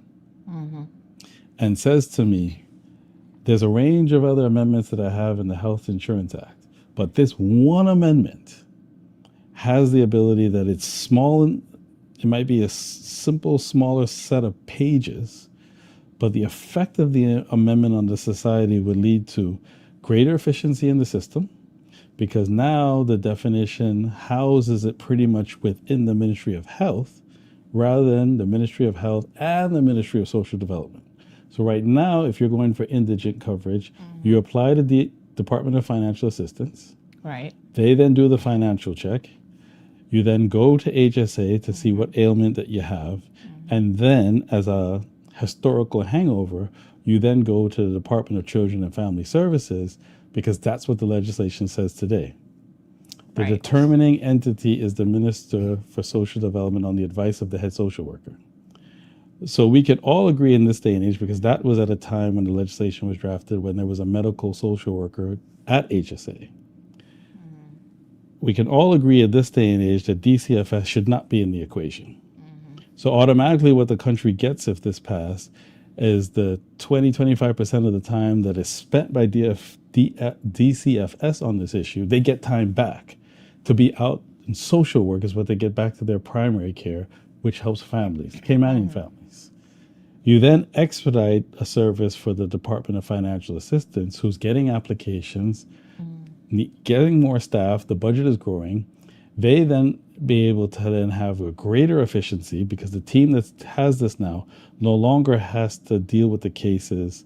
There's two categories.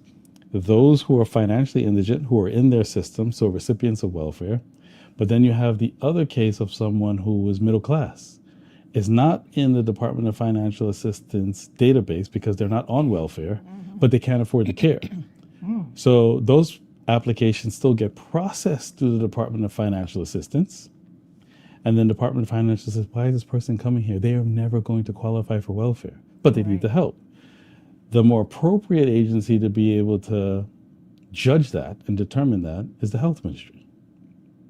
to say there's no point going down there because you don't qualify for the welfare standards as it is.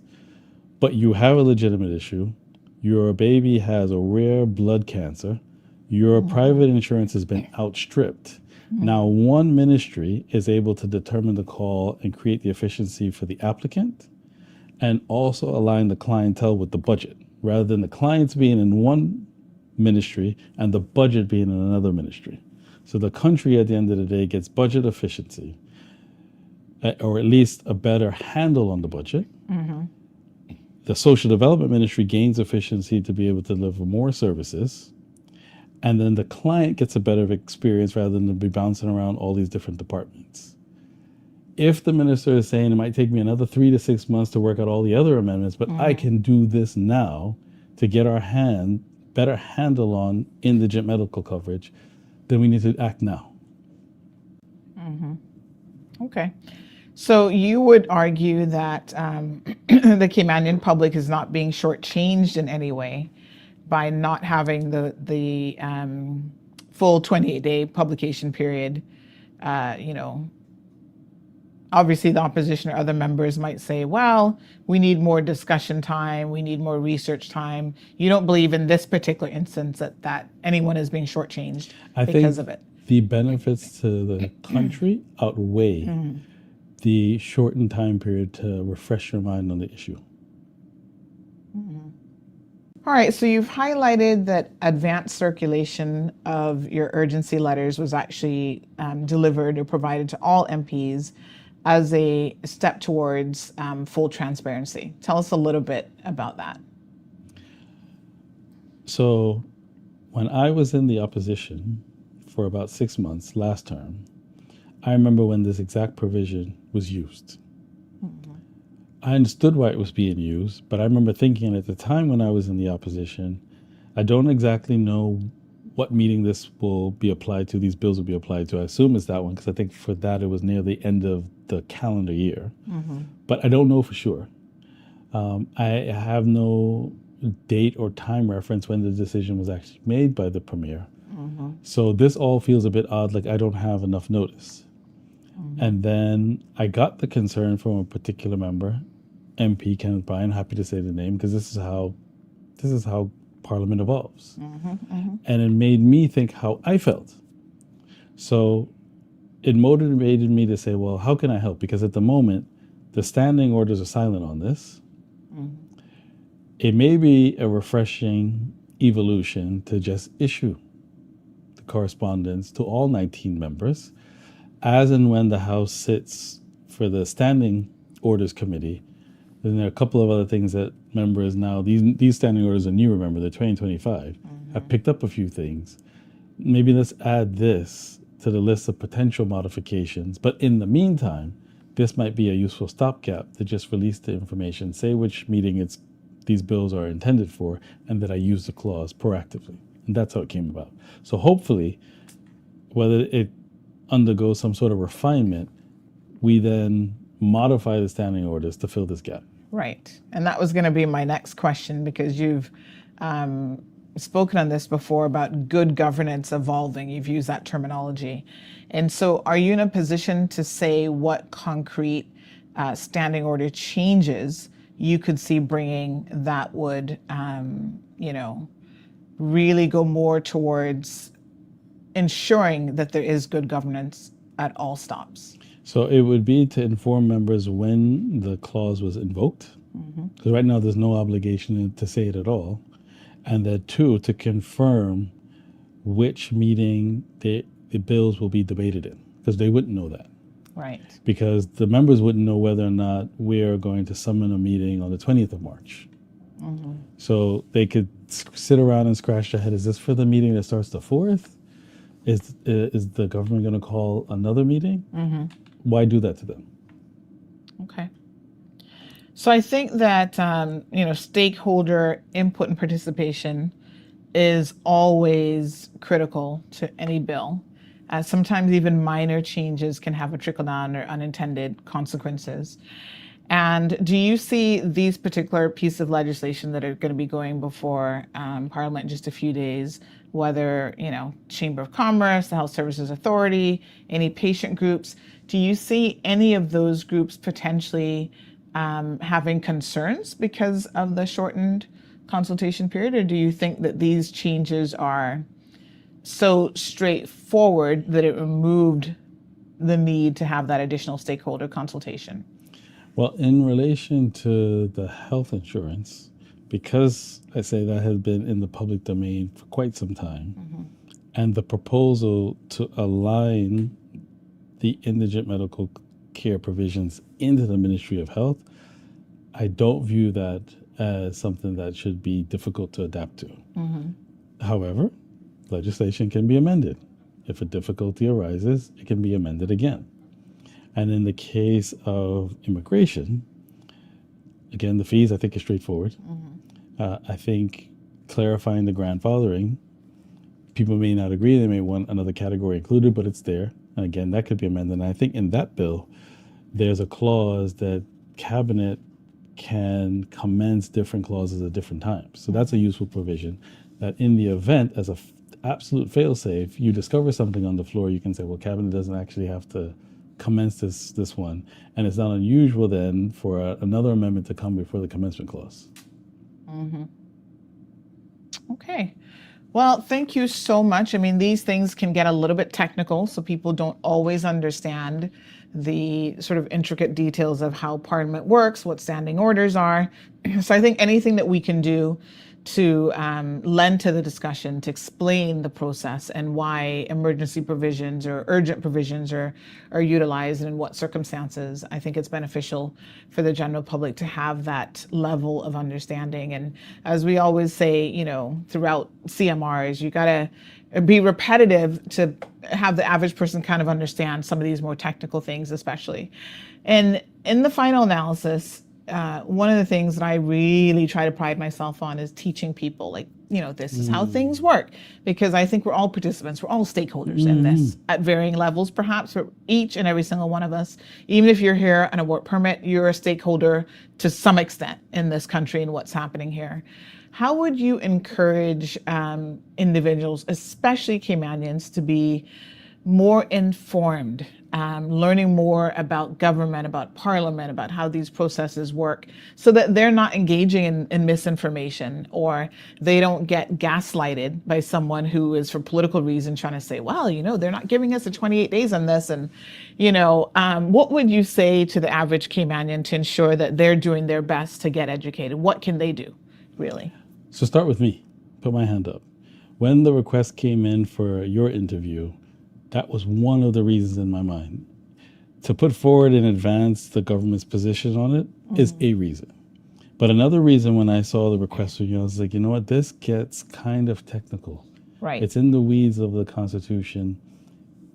And then to find it, you now have to find the 2020 order of how it was amended. Does the average person do that in their daily lives? So put my hand up. Is that number one, to just explain how it works? Two, then, I would then encourage people to continue to consume information. Watch Parliament. It may not energize everybody, and you don't necessarily have to watch it all day long. Maybe you could have it playing in the background, but watch. To be able to be an informed citizen, to see how the process works and see what you learn, and have a light, as my mother would say, perusal of the legislative website, Parliament's website, the website that we put up the last time I was on your show. Yes. Of just getting a sense of how it works. You're not asked to be, I'm not here preaching that everyone should be a constitutional law expert, but I always found that was one of the reasons why I went to law school, wasn't actually to be a lawyer, it was just to kind of get a feel for my rights. And then I think I told you in one of our interviews, my dad was like, we can't come this far and not do articles. Then I got sort of sucked into it. But the primary purpose was to just get a feel as a citizen of how does this all work? But I start with me, that when I saw the request for an interview, this needs to be explained. Yeah. Wherever you come out on the debate, you come out. But where to find certain provisions or where they're linked and how they came about, it should be public information. Absolutely. Well, Premier Andre Ebanks, the Honorable Andre Ebanks, sitting down with us and taking the time again to just explain, specifically this section 77.2. Folks, if you don't even know where to find your constitution, I'm going to invite you to go online for that as well. All of these things are publicly available, and that is how you got to want to know. You've got to have the desire to know and to understand. And in this day and age, there really is no excuse because there's so much out there. But we know that sometimes they can get technical, and that's why we sit down with individuals such as the Honorable Premier so that he can break it down in layman's terms and help us all get that little bit closer to, being a bit wiser. So thank you. We really appreciate it. Thank you. Thank the members of the caucus and the hardworking ministers and the whole team to try to do as much good as we can, as quick as we can for long-standing problems. Thank the opposition. Thank, on that one particular matter, thank you, MP Brian. This is what it's about. A parliament is not supposed to be this blood sport. You'll have a view, I'll have a view, but in the end of the day, we're in the same country. How do we make it better? And as you look around the world and you see some of the things happening in other parts of the world, we're blessed. Let's maximize it. Okay, on that note, wonderful. Thank you so much. God bless you. Thank you for tuning in to another episode of The Cold Hard Truth on Bobo 89.1 FM. Cayman's #1 talk show is live weekdays from 7:30 a.m. Never miss an episode again. Watch anytime on CMR's Facebook and YouTube channels for the latest show episodes. Don't forget to follow us online on our social media channels and visit CaymanMarlRoad.com for all the latest news and community happenings.